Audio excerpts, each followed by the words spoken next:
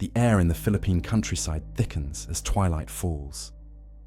The scent of damp earth, the hum of cicadas, and the faint flicker of distant fires mingle to create a silent boundary between day and something older. In these moments, when the final orange light retreats behind the shadow of coconut trees, the world feels porous, like a veil stretched thin over secrets. What walks after dusk here is not merely folklore, but memory, the kind that clings to a place and refuses to die. Somewhere beyond the rustling leaves, a sound emerges. Soft, intermittent, like the tearing of silk. You are not merely listening to a story tonight. You are stepping into a world where belief breathes. Close your eyes and imagine the silence before a predator moves. The stillness of a field that senses it is no longer alone. The people of these islands call her the Manananggal, the one who divides herself in two. But long before her name became a whispered warning, she was a reflection of human fear itself, the embodiment of hunger and solitude under a sleepless moon. Before we unravel her darkness, take a moment to become part of this community of seekers. Subscribe to Echoes of the Old World, where ancient voices still echo. And as the night deepens, tell me in the comments from where you listen tonight, for every place has its own shadows. The Philippines is an archipelago of thousands of islands, and each of them has its own breed of dusk. In the central Visayas, where the Manananggal's legend runs deepest, the night is not absence, but presence. It presses against the walls of nipa huts, curls through windows left ajar, touches the newborn's breath. Villagers once claimed to hear faint flapping in the upper sky, a rhythm unlike any bird they knew. Some called it wind. Others were certain it was wings heavy with intent. What they feared most was not the noise itself, but the silence that followed. A silence that announced hunger hovering above. The Manananggal, unlike the broad category known as a swang, is bound by one impossible image. A woman at dusk standing near a fire, her eyes reflecting a crimson shimmer. As the moon rises, her body contorts, folds inward like an ancient prayer, and splits at the waist. Her upper half sprouts wings large and thin as paper, their veins webbed like the roots of mangroves. She leaves behind her lower torso, still clothed, motionless, planted into the soil. There, motionless, that lifeless half becomes her vulnerability, her anchor in the mortal world. Her flight is not graceful. It is unsettling, the sound of anatomy rebelling against its design. In the earliest accounts, elders described her face as heartbreakingly human by day, soft-spoken, kind, polite to neighbors, but the transformation is a betrayal of that calm daylight mask. Her hunger is not for cruelty, but for need, primal and unstoppable. Some stories say she smells the scent of unborn children carried by the breeze. Others whisper that she tracks those who sleep beneath banana trees, drawn by the warmth of blood beneath fragile walls. She lowers her elongated tongue, thin and flexible, through cracks in the roof. That tongue, stretched like the proboscis of an insect, seeks life where it begins. The act is not one of pleasure, but of starvation, as if the creature herself is bound by an ancient curse of infinite appetite. To the rural mind, these images were not metaphors, but warnings. They guarded behavior. Husbands returning from the forest carried herbs and roots said to mask the scent of expectant mothers. Midwives would smear bits of salt, ash, and garlic along doorways, each grain a sacred barrier against intrusion. For centuries, such rituals were not superstition. They were social law, woven tightly into the rhythm of survival. In a world lit only by stars and oil lamps, the line between monster and misfortune was vanishingly thin. Yet, beneath the fear, there was always pity. The Manananggal was said to be cursed, or perhaps chosen. folklore never agreed. Some whispered that she was a woman deceived, abandoned, or broken, one who sought revenge for love betrayed. Others believed she was born into it, a lineage of night feeders who escaped divine punishment.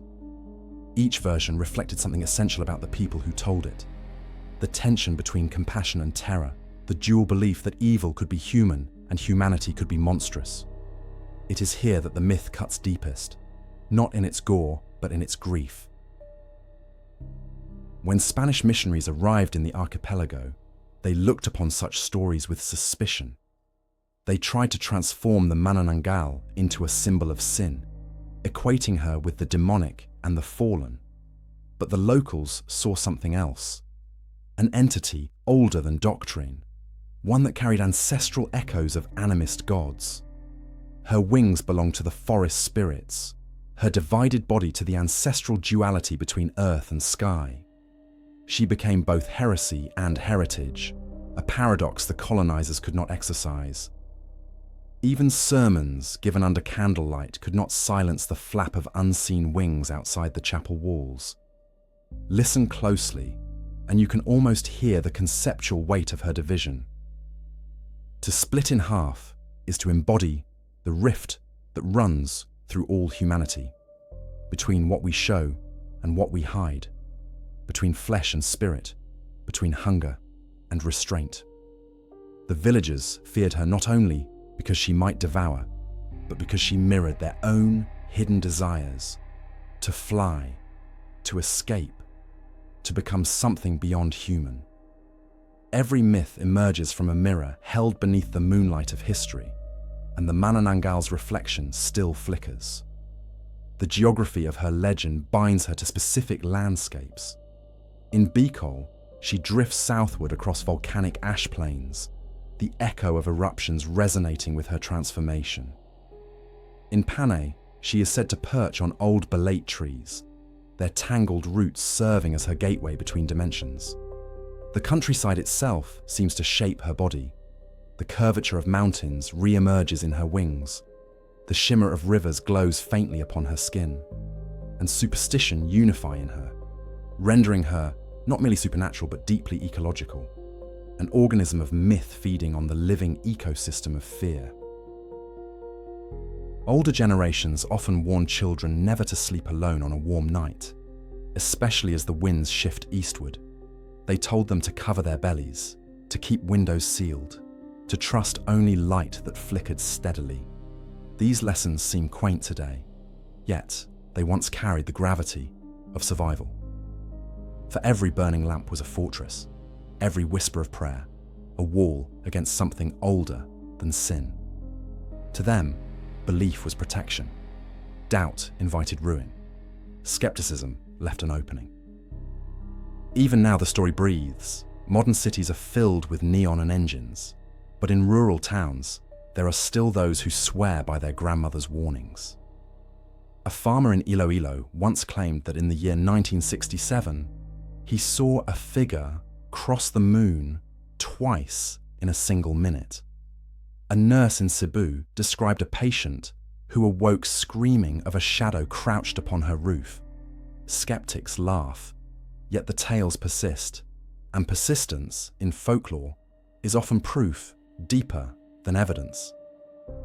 What truly divides night from day is not the rotation of the earth, but the survival of memory. Each retelling sharpens the myth, shaping fear into heritage. The Manananggal story endures not because it terrifies, but because it reminds.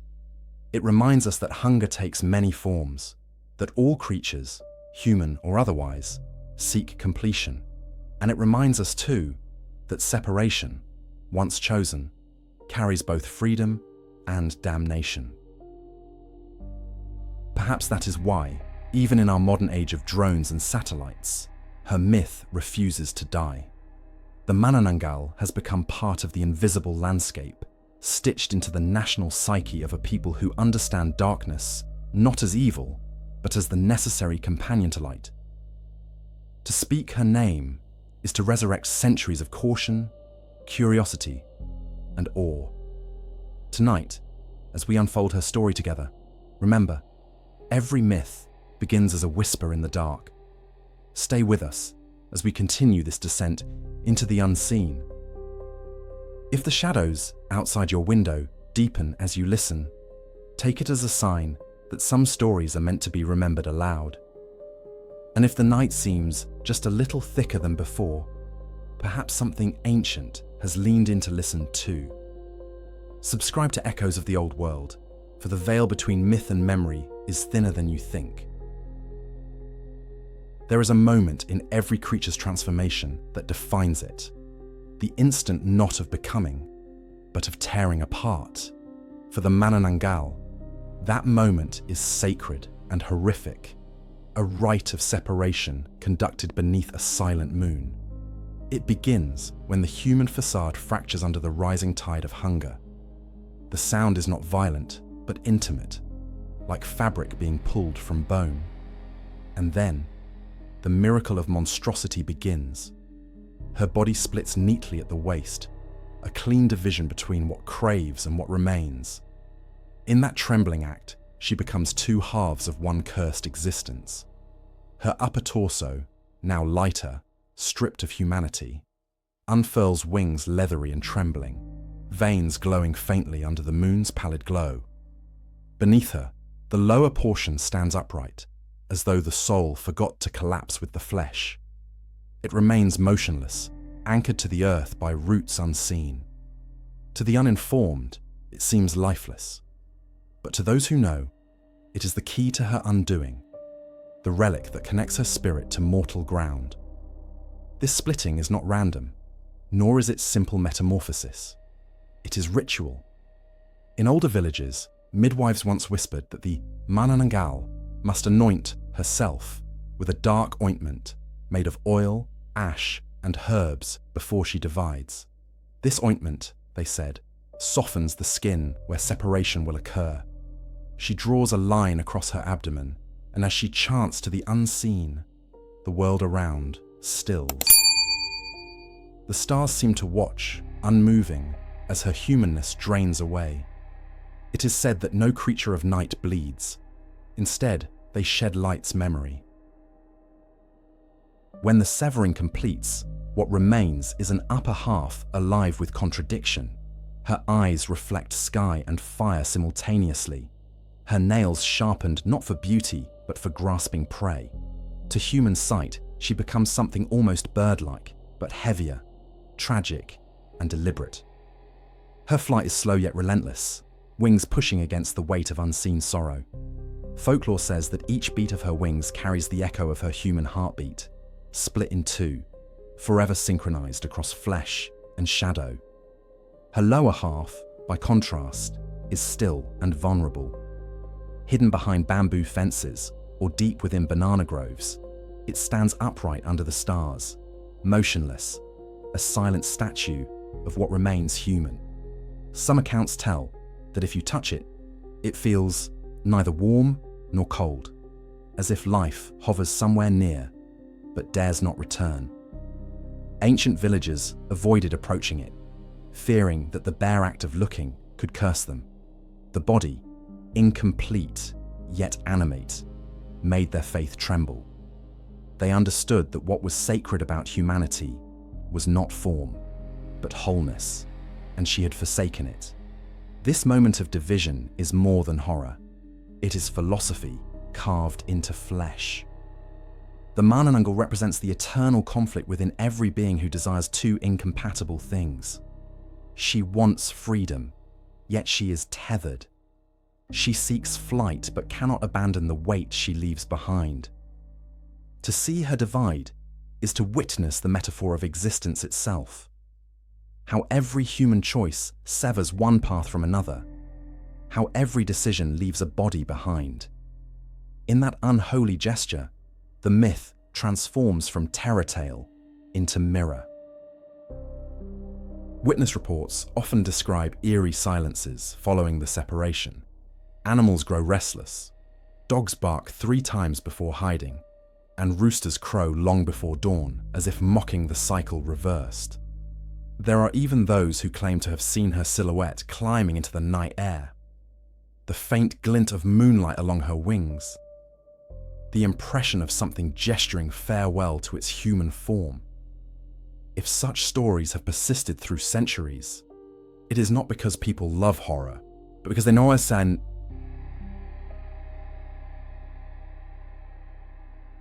tan das lonas slowly is capable of shaping. Her transformation follows its own laws. The line of the split is precise. It must meet exactly at the waist, not above, not below. If uneven, the Manananggal cannot reintegrate at dawn, and the sun's first light will dissolve her incomplete soul. It is said that her upper half knows this intimately and flies with constant awareness of the clock, ever bound to return before sunrise. In that battle between hunger and survival, she embodies the most primal human condition: desire restrained by time. Among elders, stories passed through generations describe how she hides the lower half among banana trunks, wrapping the torso in leaves to camouflage it from hunters. Villagers learned that the only way to destroy her was not through attack upon her flying form, but by finding what she left behind. If salt, ash, or crushed garlic are placed upon the open wound where separation occurred, she cannot rejoin.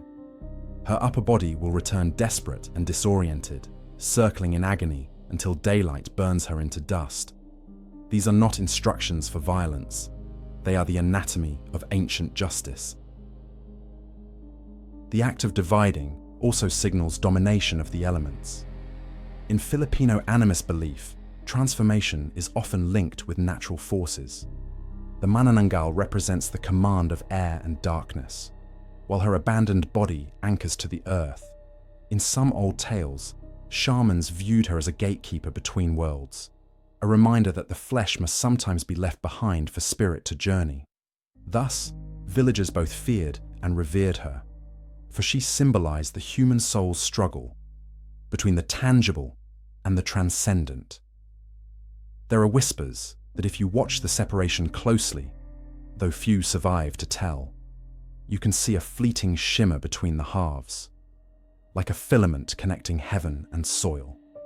That filament, ancient women said, is her life force, stretched but never broken. When she separates, she tears herself from the world, but never from existence. It is a cruel kind of immortality, forever divided, never whole, yet eternally alive. Each flight through the night sky is both escape and mourning. In certain versions of the legend, the Manananggal must whisper a forgotten name before choosing her prey. That name, believed to be her own from a past life, binds her power to her sorrow. The sound is heard not as a word, but as a vibration, traveling through air and bone. Those unlucky enough to hear it are marked by it. They become part of her story. Their dreams haunted by wings and whispers. Whether real or imagined, such tales open a truth darker than superstition, that our fears often call us by name. If the separation defines her physically, it also defines her morally. By abandoning her lower body, she steps beyond community, beyond faith, beyond shame. It is the literal breaking of social order. Women who lived outside expectations, unmarried mothers, healers accused of witchcraft, were sometimes branded as Manananggals by fearful neighbors. To split the body became a metaphor for social exile. The monster and the misunderstood woman merged into one tragic figure, feared and pitied in equal measure. And so, every story of the Manananggal's flight carries the weight of every woman silenced, every secret buried at dusk. Her wings are not only instruments of predation, but also symbols of protest against constraint. Yet, that protest dooms her. Liberation through division ensures isolation without end. The myth becomes message. To divide oneself completely is to lose the possibility of return. If you were standing under that moon, hearing the wind shift as her outline fades into distance, you might feel a strange ache. it would not be fear alone, but recognition. The awareness that you too have hidden pieces of yourself in the dark, hoping the world would not find them. Every secret we bury becomes a second body waiting to be reunited before dawn. The Manananggal lives inside that truth, half myth, half confession. In modern retellings, the separation has been softened, depicted through smoke and silhouette rather than visible flesh. Yet, its emotional weight endures. The act of dissociation, the longing to escape one's skin while still needing to return, resonates with the modern soul. Technology, isolation, and identity now perform their own versions of splitting. She remains contemporary, not because she kills, but because she illustrates what it means to live divided between selves. The folklore insists she must return before daylight, reattaching upper and lower halves with careful precision. If dawn finds her incomplete, her body wilts into ash and memory.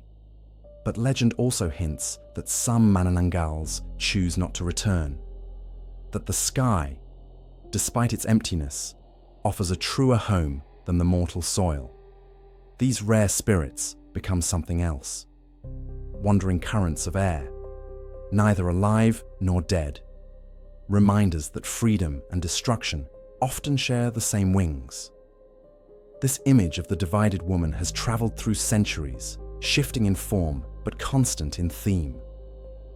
Where speaks of evolution, folklore speaks of transcendence. To split the body is to confront what lies beyond limits, both spiritual and moral. The horror lies not in the gore, but in the idea that what makes us human is also what can tear us apart if we seek too much. She teaches through nightmare, speaks through silence, punishes through meaning. The Manananggal's division is the epitome of contradiction. Grace created through agony, empowerment delivered by loss. As she rises above the fields, the stars flicker faintly, as though acknowledging her defiance. Yet the land below keeps its vigil, guarding the inert, half buried among shadows. The story repeats eternally across generations, for each night is someone's first hearing of her name. And when dawn approaches, the ritual reverses. The wings tremble, the body descends. The halves yearn to reconcile. If fortune allows, the seam closes seamlessly.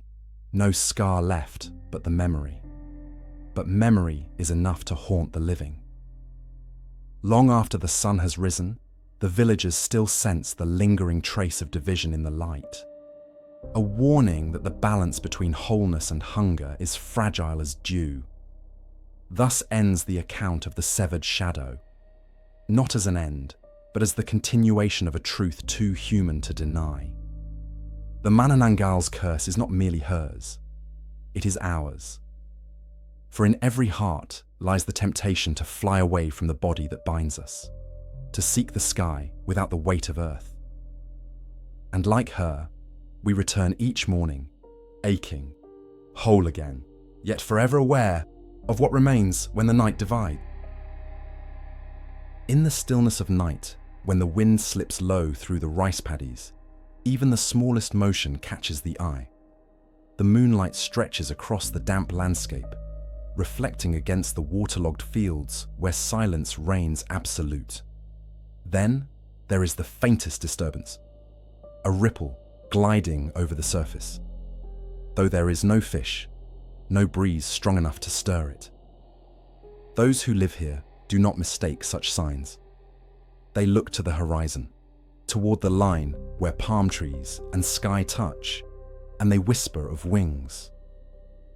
Reports of the Manananggal's flight have been told in the Visayan provinces for generations, and each retelling folds new fear into old memory. Some describe the sight of an enormous shape silhouetted against the moon. Its proportions not entirely human, but not animal either. Others speak of hearing the sound first, a beating, gentle at first, then steadily louder until the air itself seemed to breathe. It was a sound unlike the flutter of birds, slower and resonant, the rhythm of something whose wings were born from pain. Even those who doubted could not explain why dogs howled on such nights, or why roofs creaked as though under invisible weight. Imagine a world before modern lights, where each hut's boundary was a fragile circle of firelight. To glance up from a lantern and see that dark outline sweeping past was to lose the comfort of certainty. Farmers told their children to hide their faces, to avoid looking skyward after midnight. For to catch her gaze, even from below, was to invite her notice. The Manananggal's hunt depended on silence. She fed when the world was breathing slowly. Yet her presence left trails, footsteps where none should be, shadows crossing the fields though the air was still. Eyewitnesses in older times did not think of themselves as storytellers. They were farmers, midwives, traders, ordinary people who found themselves summoned into testimony.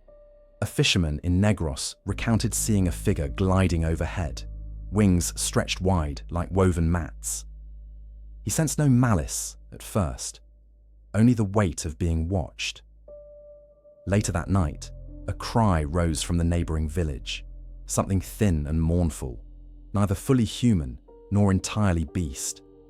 By dawn, someone was always missing, someone's house always abandoned. These coincidences shaped belief more solidly than any sermon could erase. The image of wings over rice fields carries an unsettling beauty. They move with purpose, each motion deliberate, unhurried by the panic they inspire below. In this spectacle, fear and grace coexist. The creature is bound to horror, yet her flight itself is art. Locals speak of her gliding near the treetops, avoiding birds and branches, with the precision of instinct older than reason. Some claim to see her rest upon the ridge of a barn or the spire of a chapel, folding her limbs inward, disappearing until only the stars remain. These moments blur the line between faith and terror, and in that blur, myth breathes. A priest once described the Manananggal as a distortion of the angelic form, a fallen version of divine beauty. To him, her wings were mockeries of creation, torn replicas of freedom perverted by sin. And yet, his congregation continued to light candles against her, not to exorcise her, but to negotiate with the unseen. The people did not see her as evil alone, but as proof of the fragility between worlds. Just as day and night require each other, light and shadow coexist, bound by the rhythm of belief itself. There is a saying in the Visayas: when you hear the sound of wings growing softer, it means the creature is near. The Manananggal's flight defies distance. Her sound diminishes as she approaches, confusing her victims into safety. This paradox has become part of rural wisdom, a trick of acoustics turned into survival lore. To hear what you think is far away may in truth be over your roof. For generations, people learned to distrust their senses when the air trembled, to measure danger not by noise, but by silence that follows. Each region that tells her story adds its own sky. In Bohol, they say her wings glint with greenish shimmer, like the scales of fish reflecting moonlight. In Samar, she appears darker than the night itself, a silhouette absorbing starlight, leaving patches of void. In Leyte, fishermen claim she prefers coastlines, where she can glide between sea and cloud unnoticed. These variations do not contradict one another. They weave a larger truth, the truth of a creature that belongs to many skies, but no home. Witness accounts mention the faint smell of smoke or burning coconut oil after her passing. Some believe that the heat of her wings scorches the air itself, leaving scent as proof. Others interpret it differently, a sign that fire and flesh intermingle in her essence, that she is both living and spectral. The villagers, when questioned, do not argue theology. They speak plainly. Things seen cannot always be explained. What moves above the paddies defies reason, but it leaves tracks in the collective heart. Her flight patterns reveal purpose. The Manananggal circles her chosen village 3 times before descending, marking it with unseen intent. To be under her orbit is to be examined, weighed, silently invited into an ancient bargain. Some local healers, those who still whisper to plants and rivers, say that her hovering selects places where imbalance reigns, where moral decay seeps from human hearts. In this interpretation, she is not merely predator, but consequence, the embodiment of unacknowledged sins hovering above the fertile earth. Night after night, these stories cultivate both vigilance and humility. Farmers walk home before the wind turns cold. Children are taught to never mock what the elders fear. And windows are lined with crushed garlic or amulets made from coconut husk. Each measure is symbolic, yet it sustains the fragile equilibrium between seen and unseen realms. The Manananggal's flight may inspire terror, but it also unites community, giving shape to fear through collective ritual. In nearby Cebu, during the late decades of the 20th century, groups of men began patrolling their barangays armed with flashlights and sticks, claiming they heard her passing overhead. Modern skeptics dismissed them as victims of hysteria, but the patrols were not foolishness. They were enactments of memory, the reenactment of protection older than written history. When questioned, one elderly man said simply, "We walk because our ancestors listened to the sky." His words carried a truth statistics cannot measure. Even modern cities have not fully escaped the reach of her shadow. Urban legends tell of taxi drivers seeing winged silhouettes darting between buildings under artificial light. Others recount rooftop workers glimpsing strange figures crouched at the edges of skyscrapers, their eyes reflecting sodium orange. Rational explanations abound: bats, drones, hallucinations, but belief persists, evolving like the creature herself. Technology may have conquered darkness, but it has not erased the primal dread that dwells within it. In villages close to the sea, the Manananggal's passage is said to stir the waves themselves. Fishermen claim that tides shift unnaturally on the nights of her hunt, as though the ocean bows in recognition of her power. Seems complicit in her mythos, amplifying it through echo and motion. The sky, the air, and the water together form her cathedral, a boundless expanse where the rules of earth no longer apply. To see her aloft in that elemental theatre is to understand that terror and divinity often share the same horizon. Her image has crossed mediums, paintings, wood carvings, oral recitations, and with each portrayal, the motif of flight grows stronger. Artists depict her against backdrops of rice terraces, her silhouette framing constellations that predate human naming. These visual retellings grant texture to the intangible, ensuring that her wings never fade from memory. Every brushstroke, every word spoken about her contributes to her continued existence. In this way, art ensures immortality where belief alone might falter. For those who have claimed to witness her descent, the moment of proximity is paralyzing. The Manananggal's eyes are said to glow faintly red, not with rage, but with mournful intelligence. She does not scream or hiss, for sound would betray her. Her silence is what kills. Victims describe a sudden cold, as if the temperature falls by several degrees while she hovers unseen. The air thickens, the night hardens, and instinct alone warns the living to remain still until she departs. Not every encounter ends in tragedy. Some accounts from Panay speak of her leaving the innocent unharmed. choosing only those burdened by guilt or envy. Others insist she strikes without discrimination. Between these extremes lies the secret of her.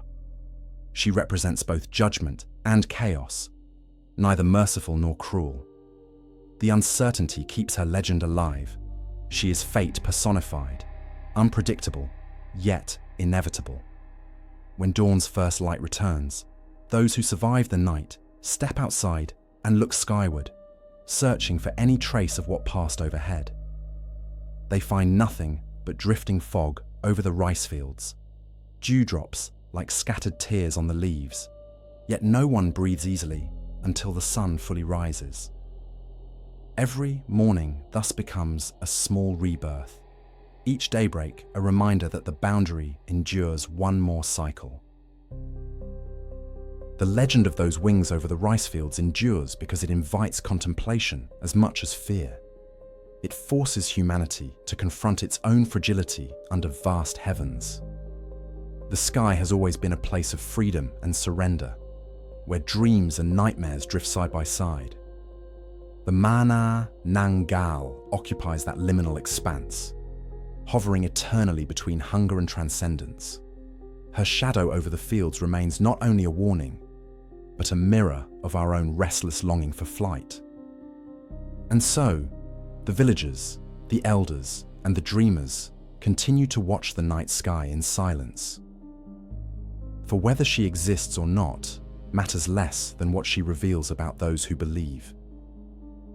As long as there are people who look upward with equal parts dread and wonder, the Manananggal will continue to glide above their fields, wings whispering across the centuries, carrying stories that refuse to die. The darkness between midnight and dawn carries a particular weight in the Philippine countryside. It is the hour when every lantern burns low, when even the restless wind seems reluctant to move. To most, this stillness brings peace. To others, it is a prelude to the faint sound of wings and the soft slither of something seeking a heartbeat. For it is said that when the Manananggal hunts, the night listens with her, and silence becomes the language of predation. In folklore, the image of her feeding has haunted generations like a nightmare that refuses to fade. When her upper half drifts above a sleeping village, she halts not from hunger alone, but from instinct older than time. Her eyes, sharpened by centuries of desire, can see through palm thatch and bamboo walls as if they were translucent veils. Within those fragile shelters lie her chosen victims, expectant mothers, bearers of new life, whose dreams are filled with the faint thrum of unborn hearts. It is toward them that she lowers her weapon, not claw, not fang, but the infamous tongue that defines her. That tongue emerges from her mouth like an impossibility, thin and sinuous, stretching far beyond what any anatomy should allow. Descriptions call it long as a serpent and slender as a reed, glistening with a faint, unnatural sheen. Those who claim to have seen it say it moves not like a muscle, but like a living cord, guided by a will separate from her own face. It can slip between roof tiles, slide through the tiny fissures of a window, or reach beneath a woven mat. Its motion is both delicate and horrifying, as though hunger itself had acquired the patience of art. At its tip lies no tooth, no blade, but something more terrible, a hollow opening through which she draws sustenance. It is said that when her tongue finds its mark, it touches no blood. Instead, it steals essence, the unseen energy that binds body and spirit before birth. The victim never screams, never stirs, for the process is precise. Only the faintest sigh escapes the room, mistaken for wind. By dawn, the mother awakens, drained, her face pale, her strength diminished, sometimes to the brink of death. In her arms, life flickers, sometimes recovered, sometimes gone. To understand this act only as barbarity misses half its meaning. In pre-colonial cosmology, breath and soul were one. The Manananggal's theft of vitality was not cannibalism, but a perversion of divine balance. She became a shadow priestess, taking what should have belonged to the gods. Thus, the fear she inspired was not merely mortal, it was spiritual, the fear of witnessing creation undone by appetite. Her tongue, then, was more than a weapon. It was a conduit, a blasphemous bridge between worlds. Traditional healers spoke of this hunt not as random cruelty, but as a warning wrapped in myth. To them, the creature's behavior mirrored the delicate threshold of childbirth itself, a time when women stood closest to death and creation. They believed that evil spirits lingered when a mother's strength waned, drawn by the sacred spark of renewal. In this sense, the Manananggal personified the danger of that threshold. She was the manifestation of every unseen peril surrounding birth, given form, wings, and hunger. The detail of her tongue's reach fascinates scholars even now. It functions almost as a metaphor for intrusion, the unseen dangers that creep through the walls we deem safe. In every version of the tale, the home's interior becomes the battlefield. The roof, the door, the cradle, all symbols of protection become meaningless against an enemy that does not knock. This is why superstition grew around her name. Villagers painted protective symbols on ceilings and hung blessed herbs in corners where her tongue might seek entry. Her threat made intimacy itself sacred. Even sleep became an act of faith. Night by night, these tales forged a collective consciousness grounded in vigilance. Rural families learned to sleep in clusters, to keep fires burning throughout the night, to listen for the faint squeak that might precede the lowering of that inhuman appendage. Some claimed that dogs could sense the presence of her tongue before humans did. When the Manay bai bar at nothing, people would bolt their shutters tight and whisper invocations under breath. Through fear, they preserved community. Through storytelling, they preserved survival. The descriptions of her feeding also reflect a uniquely Filipino understanding of balance between life and spirit. Unlike Western vampires who drain blood, the Manananggal consumes essence, the intangible life force called ginhawa. This concept implies that she is hunting not flesh, but breath. And in doing so, she condemns herself to eternal thirst. For no matter how much essence she consumes, none can fill the void left by her severed humanity. With each hunt, she sustains her existence but deepens her exile. There are recorded accounts where witnesses swore to seeing faint lines of light trailing behind her tongue as it extended into sleeping houses. Some described it as phosphorescence, others as spiritual residue. The vision would vanish once contact was made, as if the act itself erased its own evidence. Elders interpreted this as the world protecting itself, light resisting darkness, even for a moment. Whether literal or symbolic, that flicker of light became a relic of hope in their retellings. The tongue symbolism cannot be ignored in a cultural sense either. In Filipino belief, the mouth holds power. It speaks blessings or curses, confessions or lies. The Manananggal's tongue transforms that sacred instrument into a predatory conduit. It represents communication corrupted, intimacy turned invasion. The idea warns listeners that words, like tongues, can take as easily as they give, that nourishment can become violation if driven by selfish hunger. In every cautionary myth, morality hides beneath the monstrous. The horror of this image, the silent thief of breath, made the Manananggal a psychological reality. Mothers guarded their newborns with relentless devotion. Fathers kept vigil with bolo knives near dim fires. Yet beyond fear loomed fascination. To gaze at the moon after stories of the Manananggal is to question whether darkness itself gazes back. Her tongue, invisible yet omnipresent, became a metaphor for unseen suffering. the hardships women endured in silence, the exhaustion no one named out loud. Through her, the unseen pain of countless lives found expression in the night sky. Some legends go further, describing that she does not always kill. In certain cases, after feeding, she lingers by the roof, gaze filled with sorrow. The villagers interpret this as proof that a fragment of humanity remains within her, a guilt that accompanies every act of survival. In one tale from Panay, a midwife claims to have felt the brush of cold air against her cheek and heard a weak voice whisper apologies above her hut. Such details humanize the terror, revealing it as not pure malice, but enduring torment. The Manananggal is enslaved to the cycle she cannot break. This duality extends into every retelling.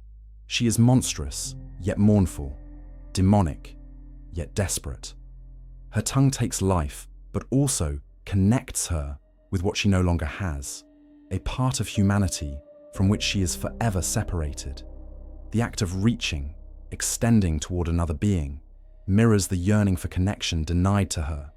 The instrument of theft doubles as the symbol of longing. Every night she stretches through the cracks of the world, and every dawn she retracts back into loneliness. It is said that if one listens closely during her hunt, a faint humming accompanies her movements like a dirge sung without words. Some believe it to be her lament for the lives she ends. Others interpret it as the echo of the womb, the first sound every being hears before birth. This makes her both destroyer and keeper of beginnings, a paradox wrapped in wings and shadow. To encounter her is to stand at the crossroads of creation and consumption, where death mimics birth and one feeds the other. The deterrents against her tongue's intrusion remain among the most distinctive elements of Filipino folklore. The placement of salt on windowsills, the burning of herbs, the scattering of ash before sleeping. They serve to remind people of agency in the face of dread. Each act converts fear into ritual, transforming helplessness into participation. Through repeated generations, these small gestures evolved from superstition to cultural muscle memory. Even when belief dimmed, the actions persisted, carried like old reflexes inherited from ancestral nights. As centuries passed, the Manananggal's hunger adapted to modernity. The basements and back streets of cities replaced nipa huts and rice fields as new settings for her whispered presence. Rumors in Manila speak of shadows moving across apartment ceilings, of dreams disrupted by pressure on the chest. The timeless image of the probing tongue, once confined to bamboo walls, now slithers through the cables, and hum of electric noise. Fear evolves as the world does, yet the archetype remains constant, something invisible reaching through our comfort to extract what we hold most vital. Ultimately, the legend of the tongue that hunts illuminates more than fear. It exposes the human condition of vulnerability, the eternal truth that life itself invites danger by existing. The Manananggal's predation turns this vulnerability into theatre, a morality tale of balance disturbed. The people who told these stories centuries ago were not merely describing monsters. They were articulating boundaries, setting spiritual laws to safeguard their fragile lives. In that sense, her tongue became a teacher's pointer, not only a predator's tool. At the edge of dawn, when her hunger meets the inevitability of sunlight, she retracts that serpentine appendage and ascends back into the clouds. The silence that follows her departure is thick with yearning. The villagers emerge into first light not as mere survivors, but as keepers of memory. For every shadow that passes, every whisper that suspends the night must be witnessed to remain contained. So when the world grows quiet and you feel a chill sweep through your room, remember that the Manananggal's legend was born not to frighten alone, but to remind. It is the caution of mothers guarding their children, the fear of night turned into prayer. In the soft rustle of wind, one can almost hear that subtle hiss of air, the unseen tongue searching once more, not for flesh, but for acknowledgement. She hunts still, not for the living, but for remembrance. And as long as someone listens, her hunger will never completely fade. When night stretches its wings across the Philippine countryside, there comes a moment of eerie calm after the Manananggal has taken flight. Beneath her absence lies something equally dreadful and tragic, the lower half of her body, the half she abandons to darkness. It stands silently amid the trees or hidden among banana leaves, a still monument of flesh and fabric, waiting to be reclaimed before dawn. This is the half that binds her to the living world, her foundation and her doom. Between torso and earth lies the fragile root of her existence. The image of that abandoned body has haunted the imagination of villagers for centuries. It is neither alive nor dead, neither human nor supernatural in its stillness. Some describe it as a hollow shell, breathing faintly under the moonlight, as though the soil itself lends it life. Others insist it sways ever so slightly, like a plant responding to unseen wind. No matter the variation, one truth echoes through generations. To find the Manananggal's lower half is to find her weakness. The rural superstition surrounding this grotesque relic is more than folklore. It is an act of resistance. In the communities where she's feared, knowledge of how to destroy her is passed down like sacred scripture. The elders whisper that salt, ash, and crushed garlic must be smeared across the exposed wound where her body split. When the two halves try to reunite at dawn, the preserved lower torso rejects the return, denying her restoration. The first light of sunrise then devours her upper half in agony, leaving no trace but the faint scent of burned air. By this means, humanity keeps its fragile victory over what the night spawns. It is believed that her lifeless legs often remain hidden near the edge of villages, covered with leaves or tucked behind wooden fences. This choice is deliberate, a camouflage born of centuries of adaptation. She leaves them upright, for they must remain balanced to receive her spirit's return. Should they fall, twist, or be damaged, her reunion becomes impossible. That vulnerability is the one thread by which hope clings. Each generation learns this law. Even monsters have rules, and within rules lie opportunities. Many have claimed to have seen these abandoned halves, though few dared approach. One tale tells of a hunter who, walking home beneath the pale moon, stumbled upon what he thought was a scarecrow. Drawn by curiosity, he drew closer and saw the figure's human perfection, the curve of legs, the patterned skirt, the stillness of something freshly emptied. His instinct screamed to destroy it, but he froze, paralyzed by dread.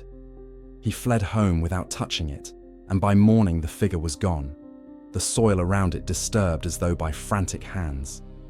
Days later, livestock were found drained of essence, and the village elders murmured that opportunity lost always returns as punishment. Her grounded half serves not only as vulnerability, but as anchor, a tether between the ethereal hunger above and the earth below. In ancient symbolism, the human waste was seen as the bridge between heaven and the underworld, between thought and fertility, between spirit and soil. The Manananggal occupies that pivot point, her body torn precisely where creation meets decay. To sever herself, there is to declare independence from both divine and mortal law. Yet the price of defiance is dependency. She must always return to what she tried to abandon. The soil remembers her, but only to claim her again each dawn. Cultural historians interpret this mythology as a reflection of agricultural life. In regions dependent on planting and harvest, the earth nourishes but also demands. To separate from it, to ascend without roots, is to risk death. Thus, her severed torso embodies the danger of leaving the natural order. She can fly, devour, transcend gravity itself, but without the soil, her existence breaks apart. In this way, her horror becomes ecological, reminding people that even the supernatural cannot escape the rhythms of balance between ground and sky. Stories circulate of those who dared to seek her resting torso with courage and cunning. Before electric lights, small groups of men armed with torches would patrol the perimeters of their villages, their spears tipped not with iron, but with sharpened bamboo coated in salt. Their mission was not to hunt the flying predator, but to find her helpless half before she returned. They searched near banana groves, under mango trees, where shadows pooled like ink. For them, discovery meant salvation, not only for themselves, but for the whole community. For each torso destroyed, one nightmare less would haunt their children. But even in triumph, the legends warn of humility. There are accounts of those who desecrated the lower half in arrogance, burning it maliciously, mocking it, or displaying it as proof of conquest, only to fall ill days later. The Old One said the earth itself punished disrespect. The rule was clear: remedy her influence, but do not revel in it. To destroy her body improperly could release her spirit to roam freely, untethered and vengeful. Fear, therefore, must walk hand in hand with reverence. In some regions, the lower torso became not just a fearsome image, but a moral allegory. Artists etched the divided figure into carvings or wove it into local theatre plays, using the image to warn of greed and hubris. The torso rooted in soil came to represent unfinished duty or unbalanced desire. Just as she could not ascend without it, humanity too could not escape consequence without acknowledgement. The lesson was simple: abandon what grounds you, and you invite destruction. Anthropologists have noted that this symbolism extends into gender and belief. The Manananggal's half-body rests as a stark image of the body politic, the idea of women anchored between nurturing life and being devoured by societal fear. During colonial times, church authorities twisted this image further, using her body as moral propaganda against female independence. To them, her separation symbolized disobedience to divine hierarchy. Yet, among the locals, her persistence across centuries turned her into a symbol of defiance, proof that power, even cursed, resists control. There is something profoundly human in her need to return to her body by dawn. Despite her monstrous transformation, that tether reflects longing. She cannot exist wholly in either plane. Flight grants her freedom, but without reunion, that freedom becomes fatal. Her divided existence mirrors the universal human condition, the struggle between transcendence and belonging. The earth, with all its warmth and gravity, remains her undesired companion, her only portal to continued life. Villagers often describe dawn not as the end of her reign, but as a negotiation. They believe the first rays of light awaken her grounded half, summoning her spirit back in haste. She must find her resting place before the sunlight solidifies her absence. Those who have witnessed it claim to hear the frantic whip of wings in the distance, followed by silence. Then, as the day floods the fields with gold, only the ordinary world remains.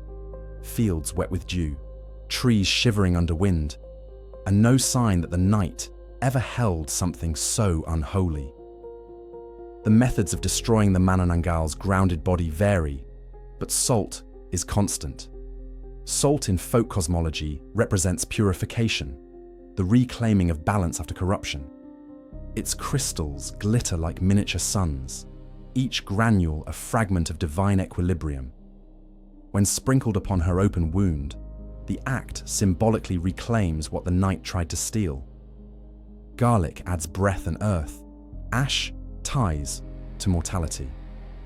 Together, they form a binding mixture that closes her portal and reasserts natural order. The act is not vengeance, it is restoration. Curiously, the moment of her destruction seldom brings joy to the villagers. Those who recount participating in the ritual speak of unease rather than triumph. There is sorrow in ending a life, even one so cursed. A creature divided between punishment and necessity inspires pity as much as fear. They say the air feels heavy afterward, the sky quieter, as though the land itself grieves another lost daughter of the night. When the legend is retold, it is often the found torso that lingers in memory more than the flying upper half. It is the image of helplessness that unsettles. The monster dormant, exposed, and restrained by her own creation. The humanity that remains in that half-body is undeniable. For the fabric on her form often bears familiar patterns. The same woven skirts worn by mortal women. Her stillness mirrors that of a sleeping person, so convincing that fear gives way to compassion before reason returns.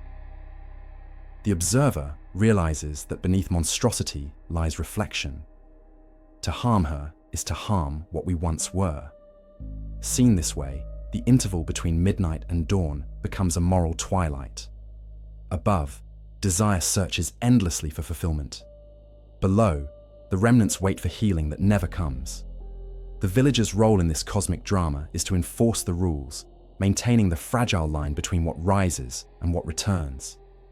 In protecting themselves, they also maintain the balance of myth and world, keeping darkness bound to the soil where it belongs.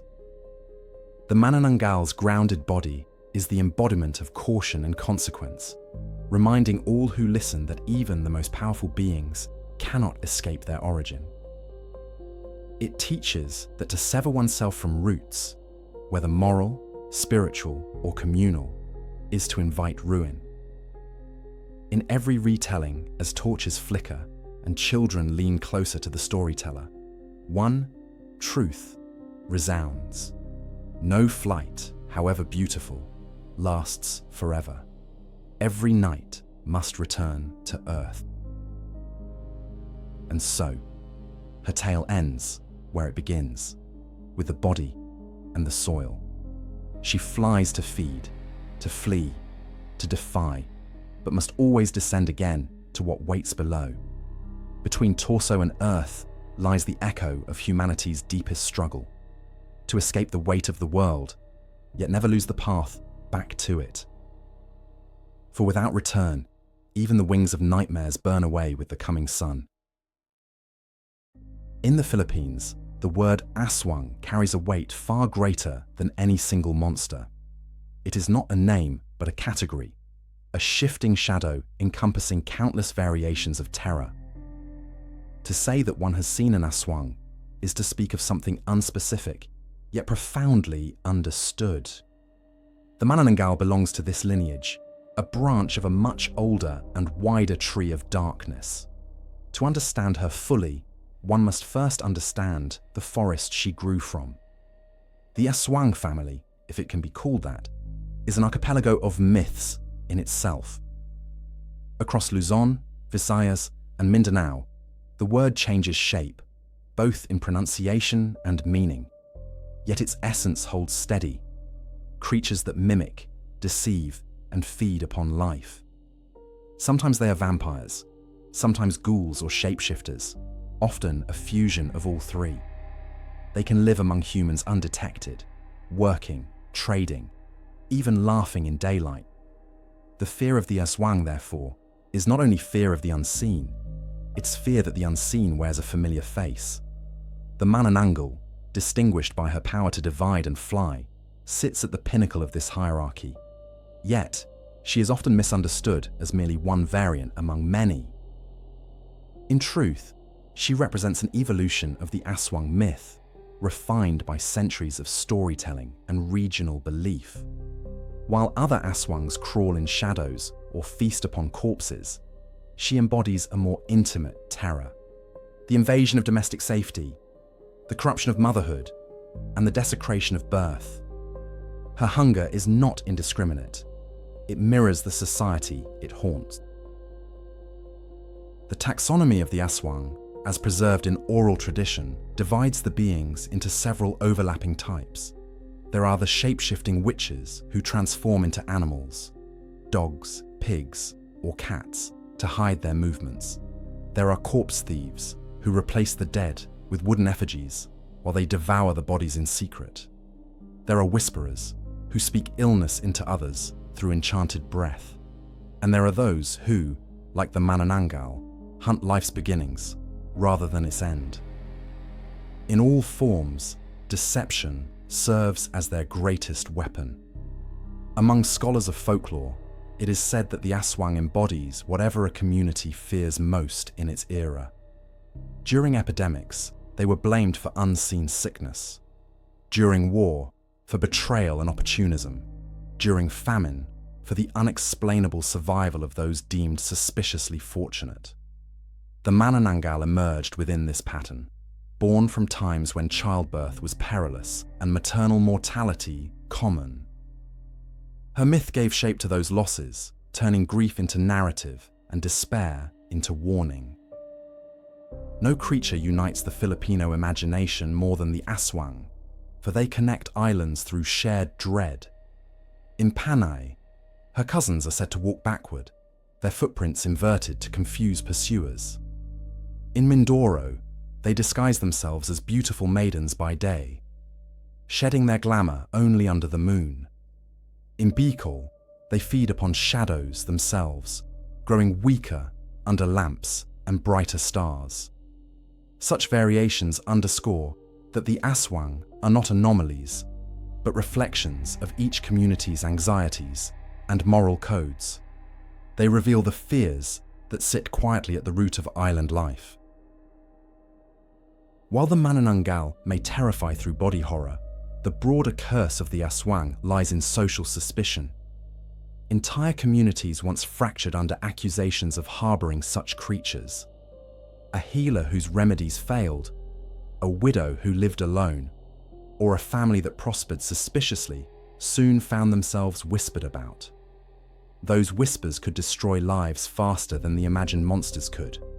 The aswang, in this way, became both a supernatural threat and a cautionary device against alienation and envy. The power of the aswang myth extends beyond its monstrous form. It polices the boundary between belonging and exile. Within its vocabulary lies the fear of the outsider, the witch, the strange woman who does not conform. To control fear, communities weaponized it. By naming others aswang, they define themselves as pure. The Manananggal, with her dual existence, encapsulates this cultural logic perfectly. Divided in body, divided in belonging. She reflects how society scapegoats what it cannot understand. It is important to remember that these myths arose not in isolation, but in dialogue with daily survival. In pre-Christian beliefs, Philippine spirituality was animistic.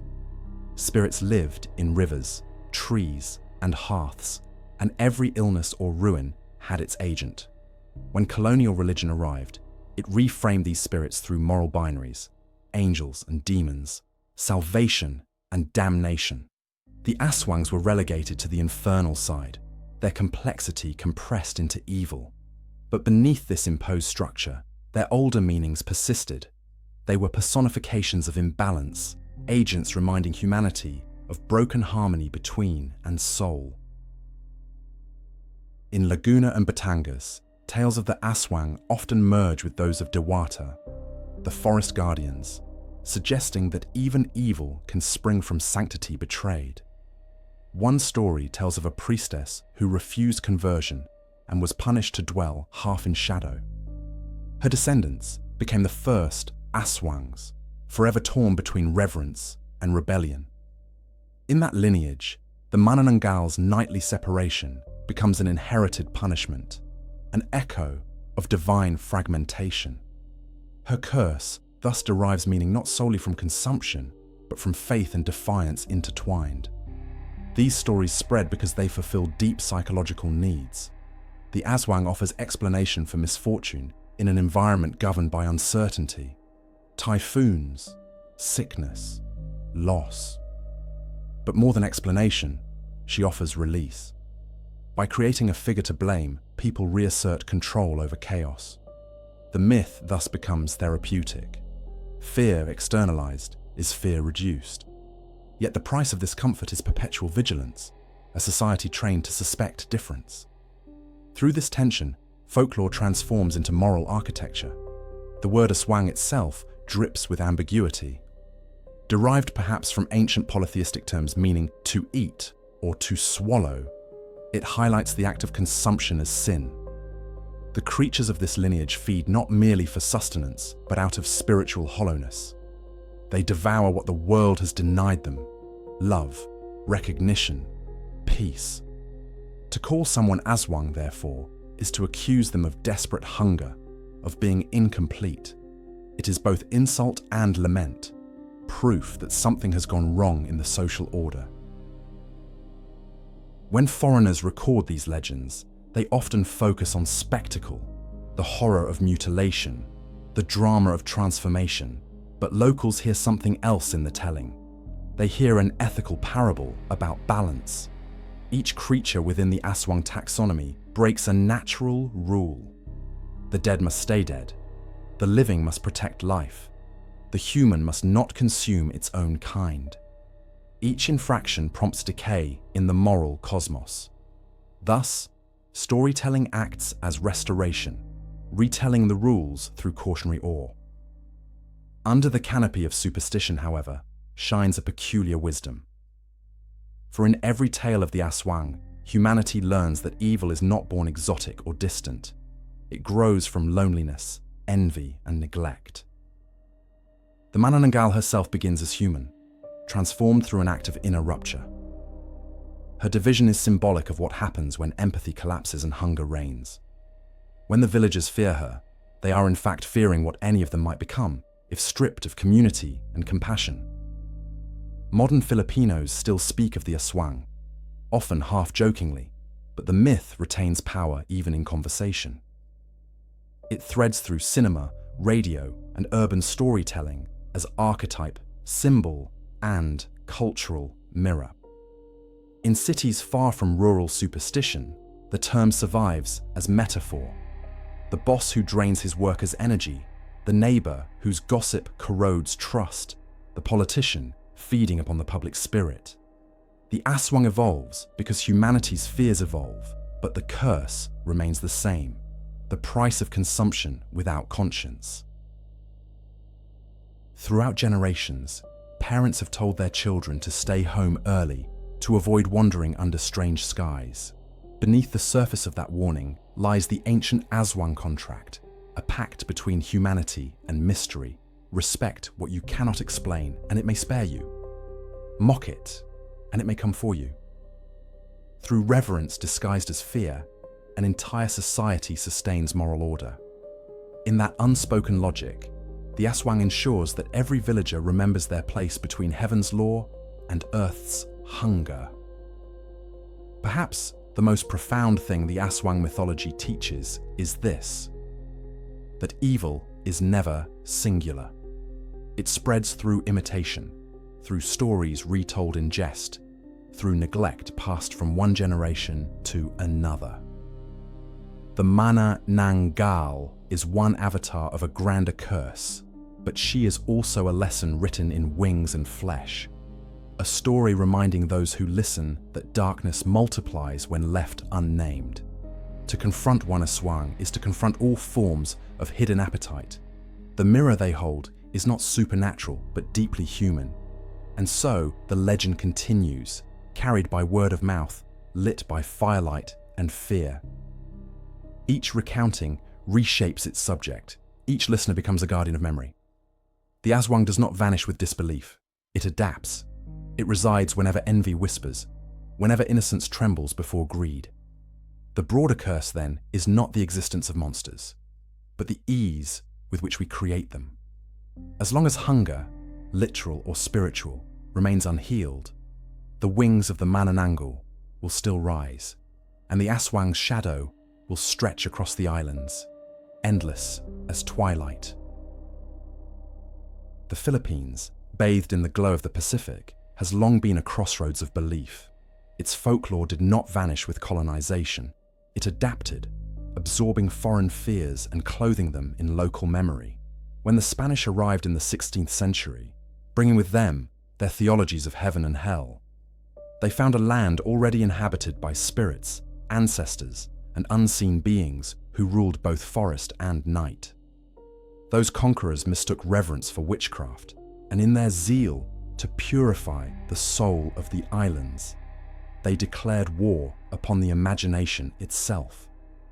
Yet some myths proved stubborn. They hid behind prayers, changed language, and survived.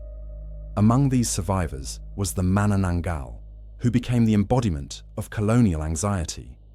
In pre-colonial times, she may have been a priestess or a symbol of feminine power, a figure bridging life and death, guiding souls through transformation. But under the Spanish cross, her wings darkened. The friars called her Diabla, the she-devil of the tropics, proof that pagan women served the infernal. The act of splitting herself in two was reinterpreted not as a ritual of transformation, but as moral corruption.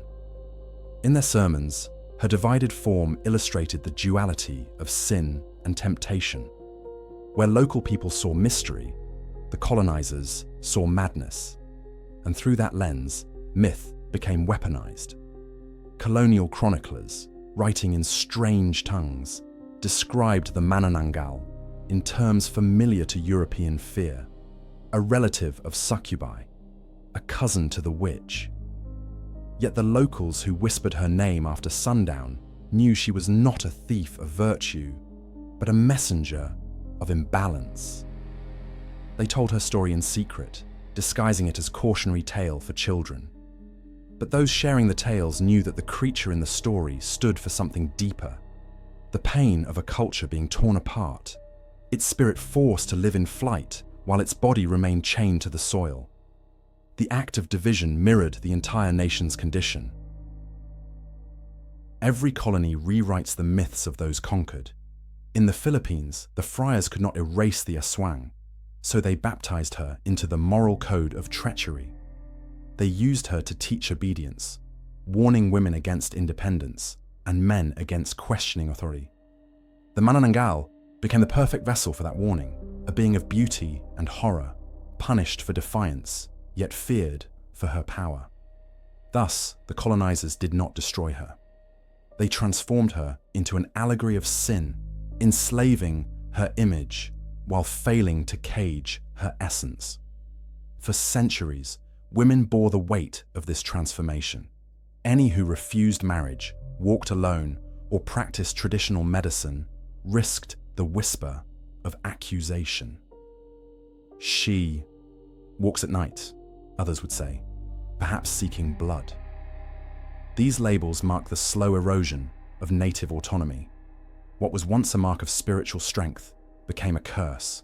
The paradox is painful and profound. The Manananggal represents the very same independence that colonial structures sought to suppress. She is defiance rendered monstrous in the eyes of power.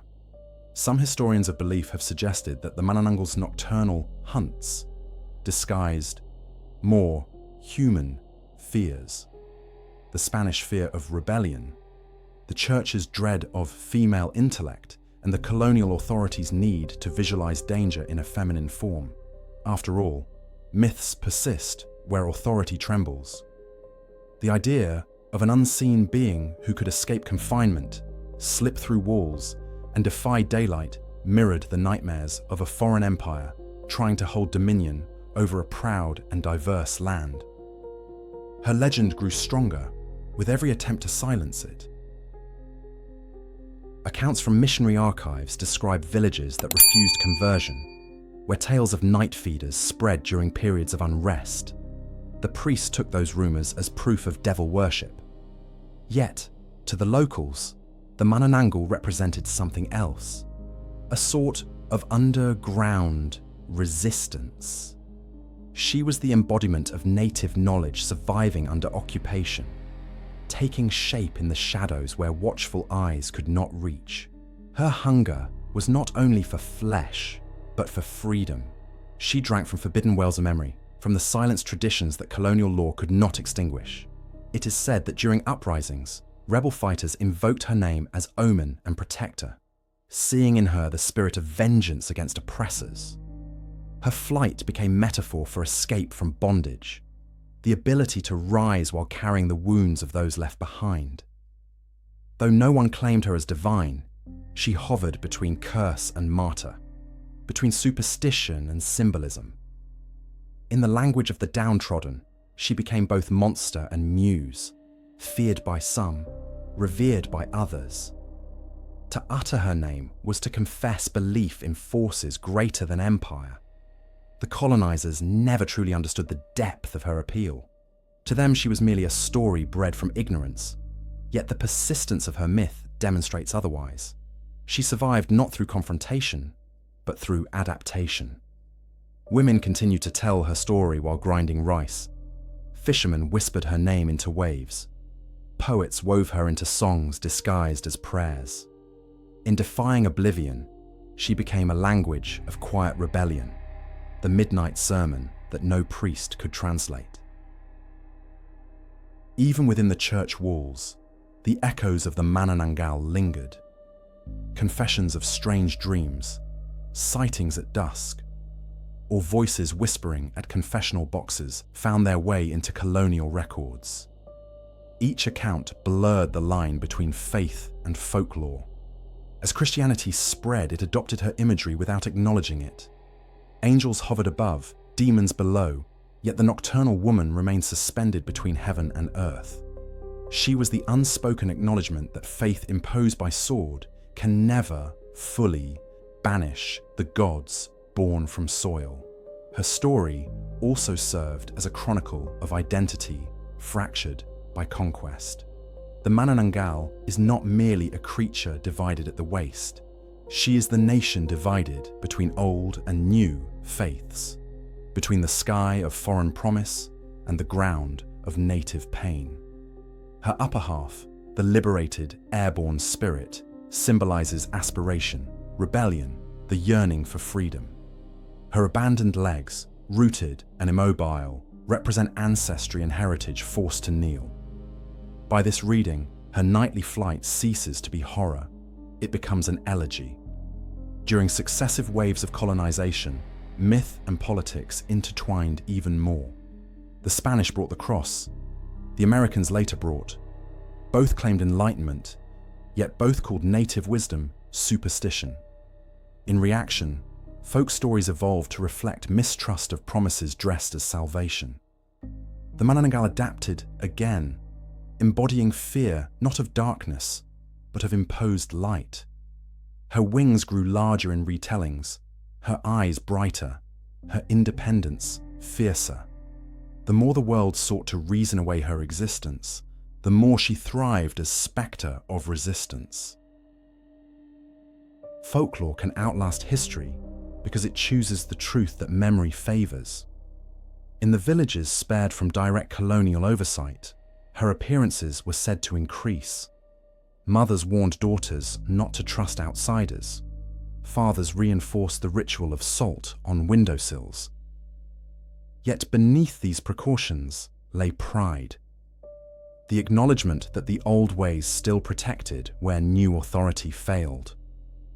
The Manananggal, in this version, ceased to be an object of shame.